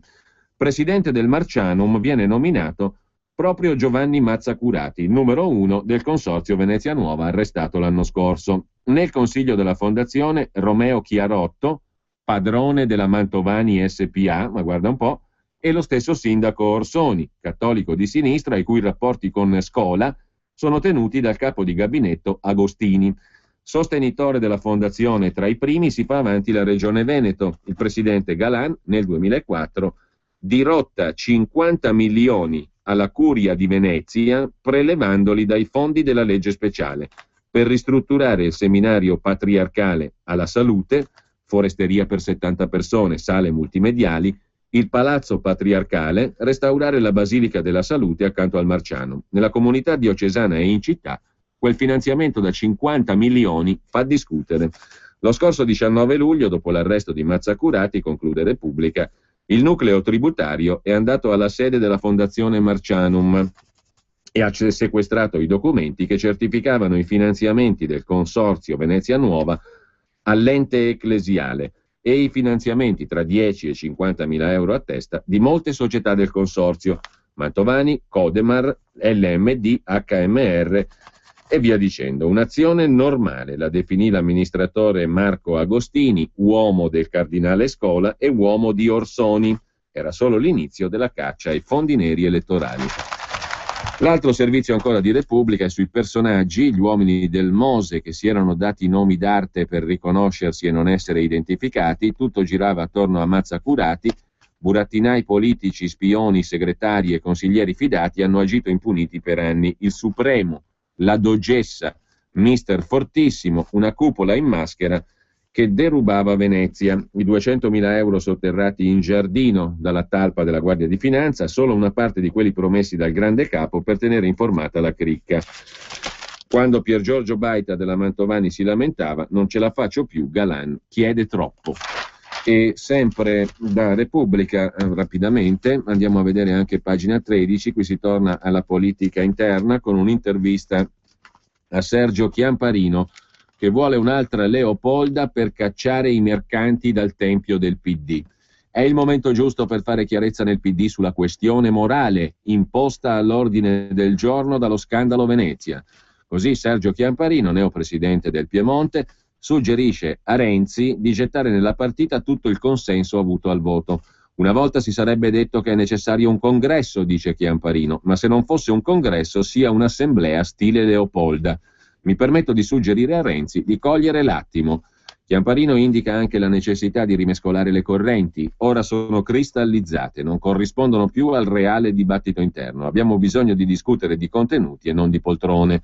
Sui rapporti con imprenditori e banchieri la patologia non è incontrarli, dice Chiamparino, e farsi pagare in modo illecito. Renzi deve utilizzare l'ampio consenso elettorale per fare pulizia e difendere i tanti militanti onesti. Il moltiplicarsi di correnti ha favorito certe pratiche, anche le primarie ripetute all'eccesso sono rischiose, dice Sergio Chiamparino a Repubblica. Mentre Renzi accompagna il Made in Italy in Asia, da oggi la missione del Presidente del Consiglio in Vietnam, Cina e Kazakistan, con una cinquantina di aziende a caccia di export. E poi ci racconta ancora, sebbene in forma di retroscena su Repubblica, Federico Fubini, di un fiscal compact più morbido e di grandi opere, sarebbero gli obiettivi del semestre italiano di presidenza dell'Unione Europea. Il ministro Poletti invece rilancia sul lavoro, basta precari nella pubblica amministrazione, il Jobs Act è di sinistra, il ministro esclude interventi sull'età pensionabile, entro l'anno riforma operativa e aiuteremo gli esodati. Poi vedremo però che ne sarà della riforma Fornero alla luce dei risultati della raccolta firme della Lega Nord sui referendum, tra i quali appunto quesito tra i più interessanti quello sulla legge Fornero da abolire. Sempre da Repubblica, già che ci siamo, andiamo rapidissimamente, nasce l'Internazionale Nera, scrive Repubblica, anti-Unione Europea, la santa alleanza delle destre anti-europee, anti-occidentali e omofobe, anche magari criminali assassine naziste, se vogliamo, nasce con la benedizione di oligarchi russi vicino a Putin e la partecipazione di Alexander Dugin, il noto leader nazionalista del movimento euroasiatico, le cui idee sono state riprese da Putin. Una loro riunione a porte chiuse si è tenuta l'ultimo sabato di maggio a Vienna. Dopo aver concluso il vertice con un gran gala, si sono dati appuntamento a gennaio a Mosca. A Vienna vertice segreto, scrive Repubblica, della destra radicale, ma esplode un caso Le Pen. Per la prima volta Marine Le Pen prende le distanze dal padre, protagonista di un video antisemita. Con ciò lasciamo Repubblica, vediamo anche la prima pagina del Quotidiano Nazionale, Il Giorno in particolare, versione lombarda, oltre al resto del Carlino su Bologna e la Nazione di Firenze. La Rossa Livorno a Grillo è il titolo d'apertura. Il Movimento 5 Stelle conquista la roccaforte culla del PC, Forza Italia prende Perugia, cede Padova, il Partito Democratico, dove vince Bitonci, candidato Lega. Il formattatore Cattaneo perde Pavia e poi lo scandalo Mose, 1 miliardo di fondi neri, titola Il Giorno in prima pagina, fra talpe, corvi e mazzette. La cifra sarebbe questa, la stima dei magistrati sul sistema truffaldino del Mose, fondi neri per 1 miliardo di euro. E ora i pubblici ministeri convocano l'ex ministro Tremonti, tirato in ballo dall'ex segretaria di Galan Minutillo. Tremonti non risulta indagato, scrive Il Giorno. Dal Giorno al Secolo XIX, qui abbiamo una notizia interessante sulle pensioni, la vediamo tra poco, si apre lo scontro sulle pensioni, ma anche una notizia poco piacevole, poi vedremo perché lo scontro sulle pensioni, ma una notizia poco piacevole, dicevo, sulla questione del fisco. La semplificazione fiscale che il governo si prepara a varare potrebbe nascondere alcune brutte sorprese per il contribuente. Oltre a fare ordine nelle scadenze, il pacchetto di riforme fiscali, noto come delega fiscale appunto, comincerà ad affrontare il tema della riduzione delle detrazioni fiscali. Nel frattempo c'è una novità, anche questa poco piacevole. I rimborsi IRPEF sopra i 4.000 euro per dipendenti e pensionati che hanno presentato il 730 non saranno pagati subito, ma l'anno prossimo. Mentre Berneschi mi portò via tutto, è il terzo argomento di peso in prima pagina sul quotidiano genovese. A parlare è l'imprenditore che era diventato l'incubo del banchiere genovese. Gianfranco Poli presentò un esposto che l'ex presidente della Cassa Risparmio Genova Berneschi provò a trafugare. La notizia è da Ortonovo, La Spezia, anzi la chiacchierata con l'imprenditore in questione. A volte bisogna partire dalla fine. Ci vedete come siamo ridotti? E la villa di Berneschi lì dietro l'avete guardata? Bene, siccome ci siamo frequentati avevamo pensato una cosa, nonostante sia di certo la prima causa dei nostri mali, magari può darci una mano. Pausa, le mani di lei si muovono a disegnare una stanza enorme. Un giorno andiamo su, io e mio marito, gli diciamo che pure la casa dove viviamo è finita all'asta, che la colpa è di Cassa Risparmio Genova, Carige, e di quel maledetto mutuo di cui lui sa tutto, dopo il quale la nostra azienda è andata in fumo. Ancora una pausa. La moglie ci fa scendere nella tavernetta, alle pareti cristalli e bottiglie e cose che nessuno usava ma facevano scena, accumulava senza ritegno. Lui arriva dai campi in maglietta, sudato, il fine settimana trasferiva i suoi affari qui, la consorte gli fissava appuntamenti uno dopo l'altro.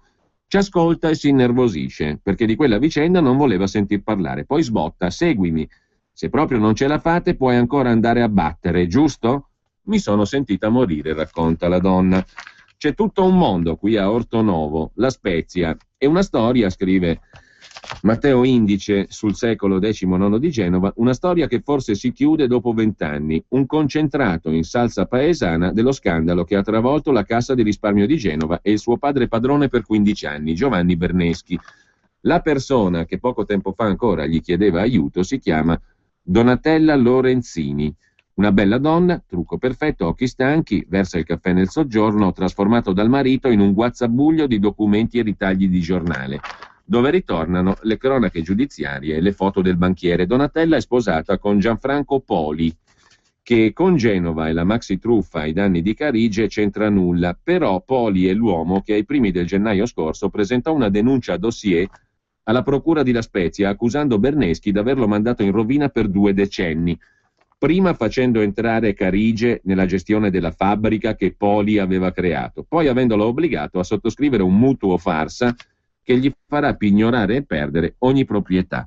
Berneschi mi ha portato via tutto, dice Gianfranco Poli, l'imprenditore che per primo lo denunciò.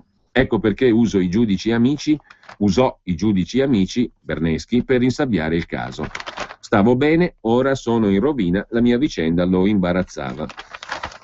Con ciò lasciamo la prima pagina e a pagina 2 non abbiamo il tempo, però si può approfondire la questione del nuovo catasto, appunto primo, la nuova delega fiscale, c'è anche il catasto, per cui catasto base per tutte le tasse che gravano su case, terreni, capannoni, eccetera, ergo naturalmente catasto e riforma del catasto da tenere sotto stretta osservazione, perché da lì può derivare un aumento micidiale delle tasse. Poi c'è il 730 precompilato e il taglio alle detrazioni fiscali, e nel frattempo slittano anche i rimborsi fiscali di quest'anno, vanno all'anno prossimo. Una quaterna di cose piuttosto interessanti per il contribuente italiano. A pagina 3 invece, a proposito di legge Fornero da abolire, uno dei referendum della Lega, la Fornero verrà abolita, la legge Fornero, soltanto per la pubblica amministrazione, ma guarda un po'.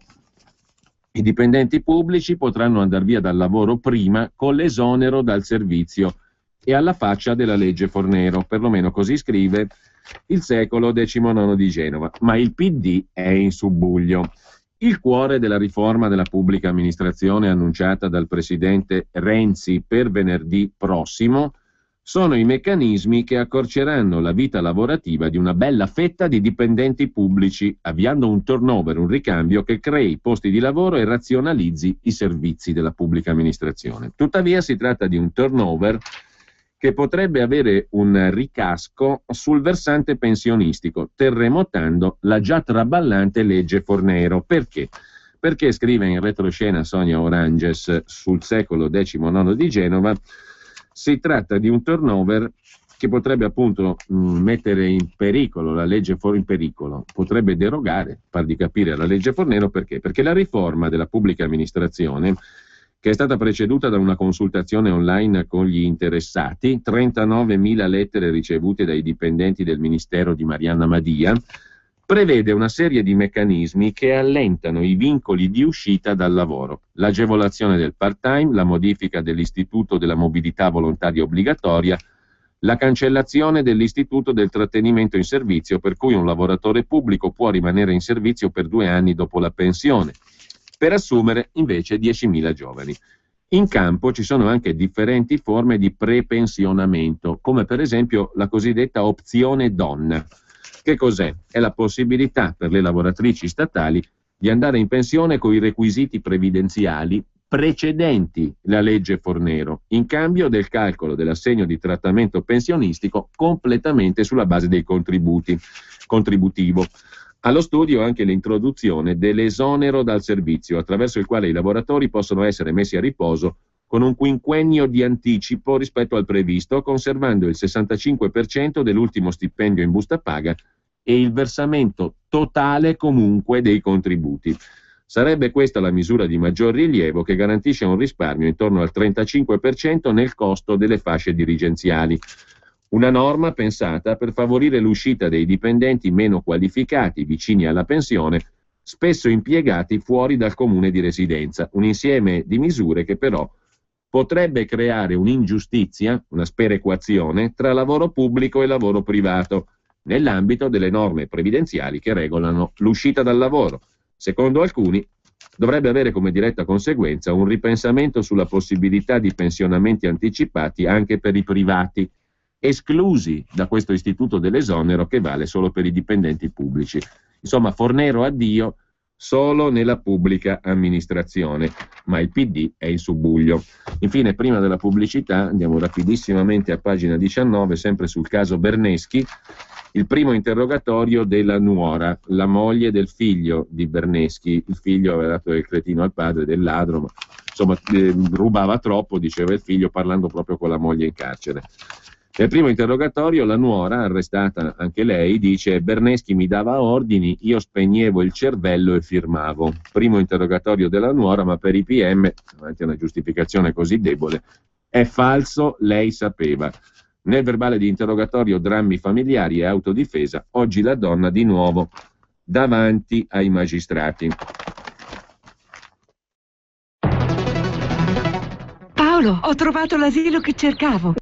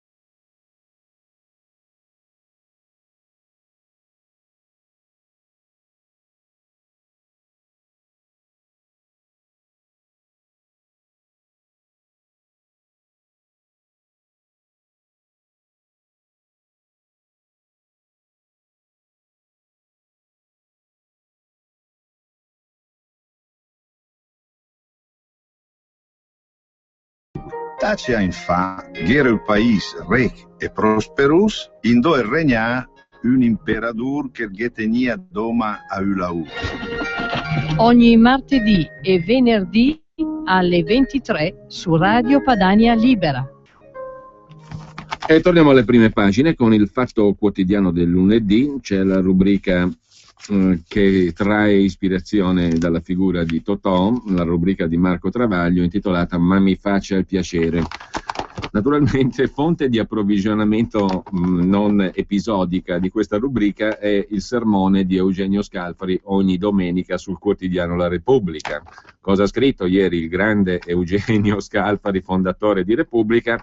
Tra le altre cose, che contro la corruzione urge che un intervento decisivo venga immediatamente effettuato con priorità assoluta se non si vuol resuscitare un grillismo, mettendo di nuovo in gioco la democrazia, che è uscita rafforzata dalle recenti elezioni europee. Scrive Scalfari, commenta Travaglio. Quindi la lotta alla corruzione serve a salvare la democrazia non dalla corruzione, ma dal grillismo che non rubando mette in pericolo la democrazia. E poi ancora Scalfari, sempre ieri, la corruzione è un peccato del mondo, me lo ha detto Francesco, inteso come il Papa. E meno male che gliel'ha detto, commenta Travaglio, se no magari Scalfari pensava che fosse una virtù la corruzione. Poi abbiamo invece Giuliano Ferrara sul Foglio del 5 giugno scorso. E adesso, scrive Ferrara, adesso la vediamo così. Smettetela di rubare, per favore, tregua, oppure la smettano di arrestarvi e vi lascino delinquere in pace. Commenta anche qui Travaglio, se perfino Ferrara riesce a scrivere in poche righe i verbi rubare e delinquere, la situazione deve essere davvero grave. Poi ce n'è una bella di Cesare Prandelli, intervistato da Aldo Cazzullo per il settimanale del Corriere della Sera 7. Prima di Renzi, dice l'allenatore della nazionale di calcio italiana, prima di Renzi ho votato a destra, al centro e a sinistra. Ho sempre guardato l'uomo. Da ragazzo mi piaceva Zaccagnini, all'inizio ho creduto in Berlusconi, poi ho guardato con interesse a Fini, in Veltroni ho trovato passione sportiva e spessore morale. Commenta anche qui Marco Travaglio, gli manca solo Casa Pound. Mentre a pagina 3 del Fatto Quotidiano c'è lo scandalo Mose nel pezzo di Sandra Amurri, erano i ladri a inseguire i pubblici ministeri, gli inquirenti costretti a muoversi sempre con cautela. Spunta anche il nome di Tremonti, il fatto che i ladri facevano pedinare, grazie ad amici nei servizi, anche i pubblici ministeri, o comunque avevano spiate su di loro. A pagina 18 però riprende la rubrica di Marco Travaglio dalla prima pagina. Ci sono ben 4 citazioni sotto il titolo Renzofilia. La prima, quella di Nichi Vendola. Ricostruiamo la sinistra. La lista Tsipras è stata una scelta last minute, cioè chi se ne frega ormai della lista Tsipras, archiviamola. L'orizzonte è l'alleanza col PD, ha detto il presidente della Puglia e già leader di Sinistra Ecologia e Libertà Nichi Vendola. O, commenta Travaglio, la ciminiera dell'Ilva. Non vedo bene. A proposito di Renzofilia, mi ha nominato il centrodestra, ma mi schiero con Renzi. Così ha detto Antonio Pilati, già consulente di Gasparri per la legge sulle TV e membro del consiglio di amministrazione della RAI. L'ha detto a Repubblica. Basta sostituire il ma con il dunque e tutto fila, commenta Travaglio, cioè mi ha nominato il centrodestra e dunque mi schiero con Renzi.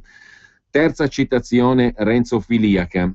Riguarda il sindaco di Napoli, De Magistris, il quale ha dichiarato al Mattino di Napoli le seguenti cose. Guardo con interesse al progetto di partito che sta costruendo Renzi. Da uomo di sinistra sono convinto che abbia bisogno di un bilanciamento in quella direzione. Renzi è un sindaco, una persona concreta e poi dà speranza, lancia ponti verso il futuro. Ha passione politica, viva Dio. Io ho un grande rispetto per il PD. Renzi può trasformarlo in un grande movimento di tipo laburista, aperto a istanze di indipendentismo, di cultura autonoma, di scelte di ispirazione radicale. Un grande partito dove le differenze rappresentano una ricchezza. Ho un rapporto di intesa assoluta con tanti esponenti del PD. Così Luigi De Magistris, sindaco di Napoli, eletto nel 2011, con la lista arancione appoggiata da Italia dei Valori contro PD e PDL. Commenta Marco Travaglio, povero Giggino, come soffre, naturalmente fra la S e offre c'è in mezzo un apostrofo. Altra citazione renzofiliaca: Rai, muro dei giornalisti contro lo sciopero, al TG3 no unanime allo sciopero. Corriere della Sera, 6 giugno, commento di Travaglio: giusto, trovare qualche giornalista contro Renzi al TG3 sarebbe ancora più grave che trovare qualche sindacalista favorevole allo sciopero. E poi abbiamo le dichiarazioni di Bersani all'aria che tira del 2 giugno scorso: quando dissi meglio un piccione in mano che un tacchino sul tetto, ho trovato davvero singolare che mezza Italia non l'abbia capito, ha dichiarato Bersani. Sia pur tardiva, commenta Travaglio, la stringente autocritica sulla sconfitta elettorale del 2013 è finalmente arrivata.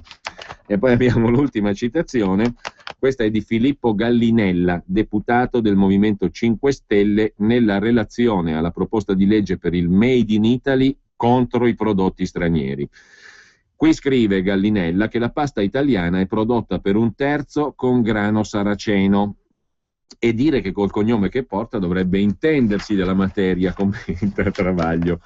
Mentre il Foglio ci presenta, il Foglio del lunedì, come al solito, una serie di articoli pubblicati la settimana scorsa, ma anche prima. In questo caso, per esempio, c'è a pagina 1 dell'inserto del Foglio centrale del quotidiano diretto da Ferrara un'intervista antica dal settimanale del Corriere della Sera 7, niente meno che del 1 giugno del 95, a Beppe Grillo. A intervistarlo era Gian Antonio Stella. Io sono un capitalista, mai stato di sinistra, mi scambiano per tale perché la gente non capisce un tubo. Stella inizia l'intervista chiedendo già all'epoca a Beppe Grillo perché non mette su una setta, visto che ha tanto successo in giro con i suoi spettacoli. E Grillo risponde: la setta c'è già, e spiega che a ogni show fa il pieno. Ci stanno 10.000 persone, ne vengono 10.000, 15.000 e vengono 15.000. Palasport o piazze, io li riempio, dice Beppe Grillo nel lontano 95 a Gian Antonio Stella. E poi tra l'altro io non faccio spettacoli comici, vado su e faccio comizi. Parlo di inquinamento, economia, informazione, tecnologie. Dei politici, all'epoca D'Alema, Buttiglione e Berlusconi, pochissimo. Ormai non contano più. Stern ha messo in copertina una persona tagliata in quadratini. Sa cosa hanno scoperto analizzando da cosa siamo composti oggi noi uomini? Che se muori non potresti più essere sepolto in un cimitero perché ormai sei un rifiuto speciale. Dovresti essere smaltito in un forno di acciaio temperato, capito? Con tutte le cose che hai dentro sei come 10 kg di plutonio. Allora che mi importa dei politici se siamo diventati dei rifiuti speciali? Domanda Stella: è per questo che le vengono dietro come fosse un guru? Certo, risponde Grillo, perché sono un comico, perché non fabbrico niente, perché chi parla contro i gas fabbrica le maschere antigas, e invece io, non vendendo né gas né maschere antigas, sono credibile. Cosa ci guadagno? La gente mi capisce. Finché un giorno, dice Stella, non si barricherà coi suoi adepti in una casa dell'Alabama o minaccerà di buttare il gas nella metropolitana di Sestri Levante. Ma c'è già il gas nelle metropolitane, rispondeva nel lontano 95 sul 7 del Corriere della Sera Beppe Grillo a Gian Antonio Stella. Adesso farò il primo spettacolo a rischio leucemico nel mondo. Stappo una bottiglia di benzene e la metto sul palco. In 3 ore può intossicare l'aria di un palasport. Magari arriverò a uno sfoltimento della clientela, però farò capire che non è né più né meno di quello che fa oggi una normale automobile. Come mai è così orso coi giornalisti? Domanda Stella. Non sono orso, mi difendo, risponde Beppe Grillo. 1995. Se faccio entrare nella mia vita tutte le notizie, mi disintegrano la famiglia in una settimana. La mia libertà è in funzione di questa informazione e di quanta ne riesco a distruggere. Io sono per una sana, straordinaria censura. Non è possibile che se uno dice che il Papa ha un figlio, oggi escono 10 titoli. Fare informazione è strappare la notizia perché è una scemenza. Non pubblicare dibattiti sul figlio del Papa. La quantità di notizie da far sparire è importante. Io non voglio esserci, voglio non esserci. Non voglio leggere, non voglio sapere, non voglio andare in TV, non voglio che si parli di me. Il non esserci è un diritto umano inalienabile. Lei è sempre di sinistra? Domanda Gian Antonio Stella. Io? Mai stato, risponde Beppe Grillo. Io sono un capitalista, voglio il trionfo del capitalismo, ma quello vero. Ma com'è che l'hanno scambiata per uno di sinistra? Perché la gente è confusa, risponde Grillo, e non capisce un tubo. Cos'è di sinistra? L'unità che costa 6.000 lire e ha la pubblicità della Rolls Royce o la cassetta di per un pugno di dollari? Mai votato io, mai. Nello Stato io ci credo, solo che noi pensiamo ancora allo Stato padrone anonimo e corrotto che ci porta via tutto con le tasse. Non ci accorgiamo invece che il nuovo statalismo è quello delle grandi finanziarie. Il mondo va verso un governo delle SPA, SA, società anonime, e SRL. Gli stati sono superati e ce lo mostra Berlusconi da 15 anni con la Fininvest. Il concetto che ha Berlusconi della TV è di una cosa marrone, omogenea, molliccia, spalmabile. Lui la chiama Nutella, nel suo inconscio è cacca. Qualsiasi psicanalista vi spiegherà che non a caso ha fatto questo paragone. Per me invece la TV dovrebbe essere un grande banchetto con come le nozze di Cana, dove puoi scegliere cosa mangiare e via dicendo. Lasciamo anche il Foglio con questa riproposizione dell'intervista del 95 di Gian Antonio Stella a Beppe Grillo. E vediamo adesso Italia Oggi, che ci parla di tutt'altra questione, dati fiscali senza vie di fuga. La questione riguarderà gli evasori fiscali internazionali, non credo siano la maggioranza di coloro che ci stanno ascoltando in questo momento, e in ogni caso non sono certamente presenti qui. Qui complessivamente, qui diciamo per il momento qua, ai piani bassi a Radio Padania. Comunque, dati fiscali senza vie di fuga. Gli Stati Uniti vincono la guerra dello scambio automatico di informazioni e l'Ocse si adegua. A ottobre si saprà se il mondo finanziario finirà nella rete del fisco, scrive Marino Longoni. L'evasione fiscale internazionale sembra avere i giorni contati perché la crisi finanziaria iniziata nel 2008, con la necessità poi da parte di tutti i paesi di tappare le falle apertesi nei sistemi bancari, ha obbligato gli stati produttori di ricchezza a far guerra all'evasione internazionale che stava sottraendo loro miliardi per dirottarli nei paesi cassaforte. I più decisi in questa guerra, gli Stati Uniti d'America. È di pochi giorni fa la notizia che gli accordi, denominati FACTA, hanno ricevuto l'adesione di 77.000 fra banche, finanziarie, fiduciarie, trust, eccetera, in 70 paesi del mondo. 457 solo in Italia. 41 adesioni dall'Iraq, 66 dalla Turchia, oltre 4.000 dalla Svizzera. Con gli accordi FACTA, che sta per Foreign Account Tax Compliance Act, gli Stati Uniti in sostanza cosa fanno? Chiedono alle banche di altri paesi di rivelare il nome e i dati finanziari essenziali dei cittadini statunitensi che hanno un deposito superiore a $50.000. Una specie di anagrafe tributaria su scala planetaria. In alternativa si versa un'imposta del 30% sui frutti del capitale. L'istituto finanziario che rifiuta di collaborare non può più operare sul territorio americano. Di fatto non potrebbe più trattare neanche in dollari. In pratica una pistola alla tempia che spiega il successo dell'operazione, soprattutto in piazze finanziarie che fino a pochi anni fa venivano considerate inespugnabili. L'azione di persuasione americana è stata accompagnata anche da sanzioni miliardarie nei confronti di istituti di credito che hanno manovrato per nascondere capitali americani, oltre che da condanne esemplari nei confronti di contribuenti americani spediti per anni dietro le sbarre, modi bruschi e efficaci, tanto da convincere anche l'Ocse a modificare la propria politica di lotta all'evasione. La strategia delle liste nere, bianche o grigie, volte a incentivare accordi bilaterali, si è rivelata fallimentare. Troppo facile sottoscrivere accordi farlocchi e uscire dalle liste di prescrizione. Un mese fa a Parigi l'Ocse ha quindi deciso di cambiare strategia e ha presentato un accordo sottoscritto da 44 paesi e ispirato proprio al FACTA statunitense. Quindi dati fiscali senza vie di fuga.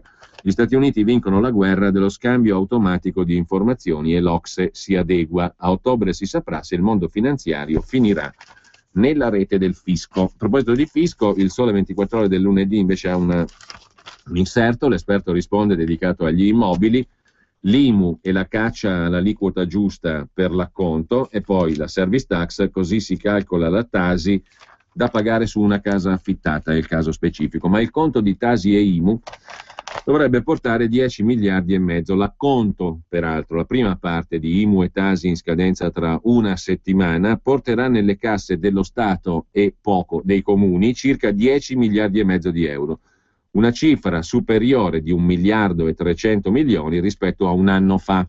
sia perché l'IMU si calcolerà con le aliquote 2013 riviste e aumentate dai comuni, e poi per il debutto della TASI, la tassa sui servizi, che per ora è destinata a produrre un gettito di 600 milioni. La service tax si pagherà solo nelle città che hanno deliberato le aliquote entro maggio, sono poco più di 1 su 4. Per le altre l'appuntamento è stato rinviato dal governo al prossimo autunno. Sulla questione della Tari, invece, cioè la tassa sui rifiuti, la nuova tassa sui rifiuti pesa dal 16 al 24,4% in più rispetto a 4 anni fa, quando c'era in prevalenza la Tarsu. È il dato che emerge dalle elaborazioni sulle tariffe già deliberate in 25 capoluoghi di provincia. La tassa per i rifiuti deve coprire i costi della raccolta e dello smaltimento dei rifiuti, ma anche se il servizio è lo stesso, il prelievo cambia notevolmente da una città all'altra.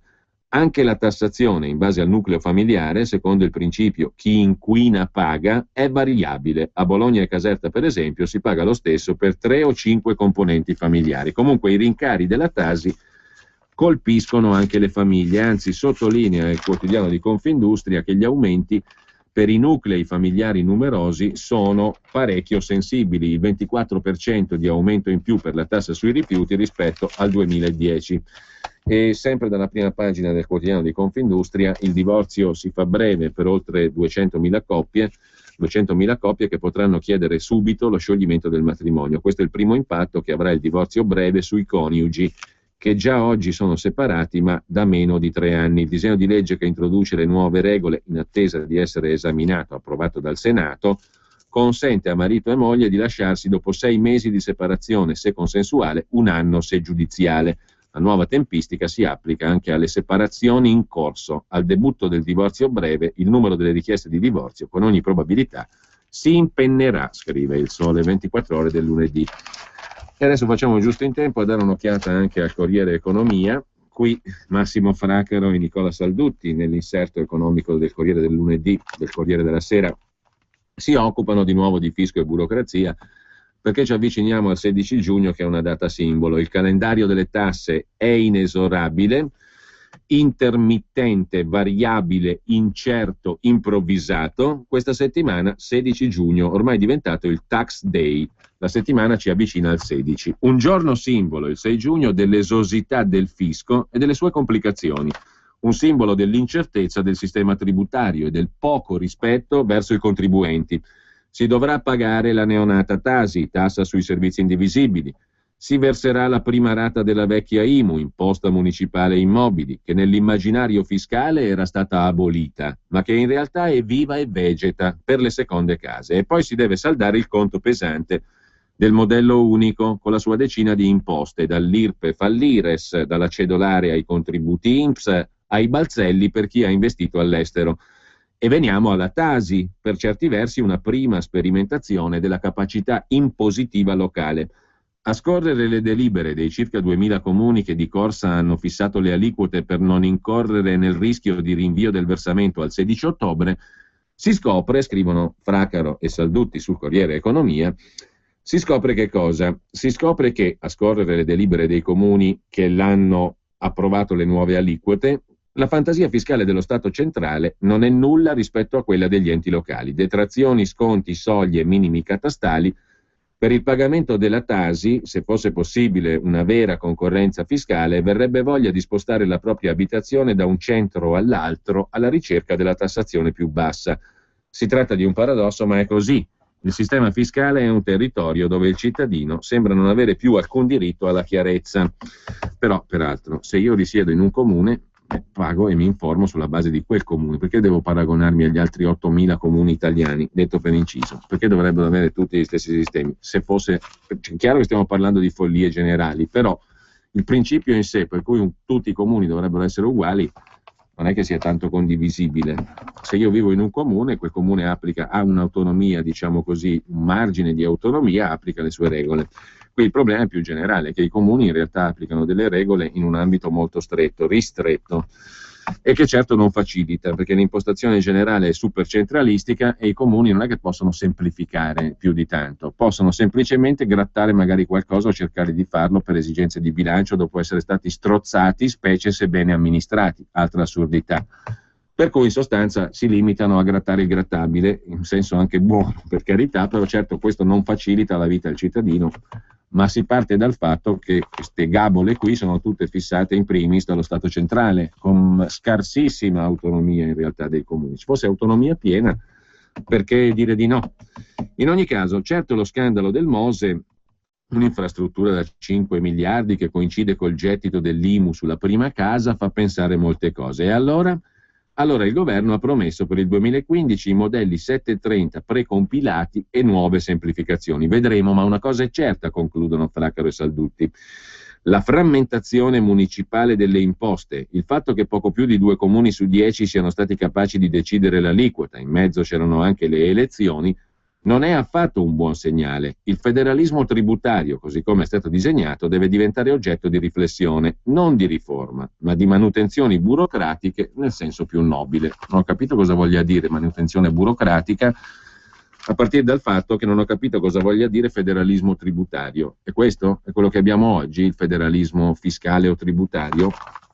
Boh, basta intendersi sulle definizioni. Intanto Poste Italiane, che deve essere quotata in borsa, potrebbe vendere la Banca del Mezzogiorno. È uno dei punti del piano del capo azienda Francesco Caio, insieme col rafforzamento del Banco Posta e il taglio dei costi operativi. Intanto sono pronte per debuttare in borsa 16 matricole da 10 miliardi. Voltata pagina però sul Corriere Economia c'è il servizio di Stefano Righi sui rapporti tra banche e imprese. Gli intrecci fra banche e imprese. Resistono in portafoglio le società da rilanciare come Risanamento e Alitalia, la ragnatela dei rapporti fra banche e imprese, i legami per esempio di Unicredit, che a sua volta è azionista di Mediobanca, Alitalia, Erg, Renew, Risanamento, Lauro, eccetera, eccetera, Intesa San Paolo, socia di Alitalia col 20%, CL Holding 22, Mater B 34, NH Hotels 7,6, Lauro a sua volta 18, Risanamento, Rizzoli Corriere della Sera, Prelios e Telco, cioè Telecom, il Monte dei Paschi, socio di Alerion, Aeroporto di Siena e via dicendo, il Banco Popolare che ha una serie di altri incroci con le autostrade in particolare e via dicendo. Insomma, spesso le grandi banche italiane detengono quote del capitale delle imprese. Il legame partecipativo non deve distorcere le scelte di affidamento bancario e bla bla bla, oppure celare favori naturalmente ai gruppi di cui si possiedono azioni, perché se io banca possiedo azioni della società X, magari chiudo gli occhi su certe cose che non funzionano della società X nei miei rapporti con questa società sotto il profilo esclusivamente creditizio. Il solito discorso, insomma, però c'è un aggiornamento con una tabellina sui legami tra banche e imprese. Facciamo in tempo a fare nient'altro, segnaliamo proprio in volo, in chiusura, il pezzo duro di Massimo Giannini su Repubblica Affari e Finanza in prima pagina a proposito della nuova versione della legge sul rientro dei capitali all'estero, uno scudo stellare sui capitali rimpatriati. Tanto bla bla bla sulla corruzione, ma il governo del cambiamento di Renzi ha fatto una cosa negativa, molto negativa, questa nuova versione della legge per il rientro dei capitali all'estero. Troppi favori agli evasori. Con ciò noi ci salutiamo, buona mattina a tutti da Giulio Cainarca.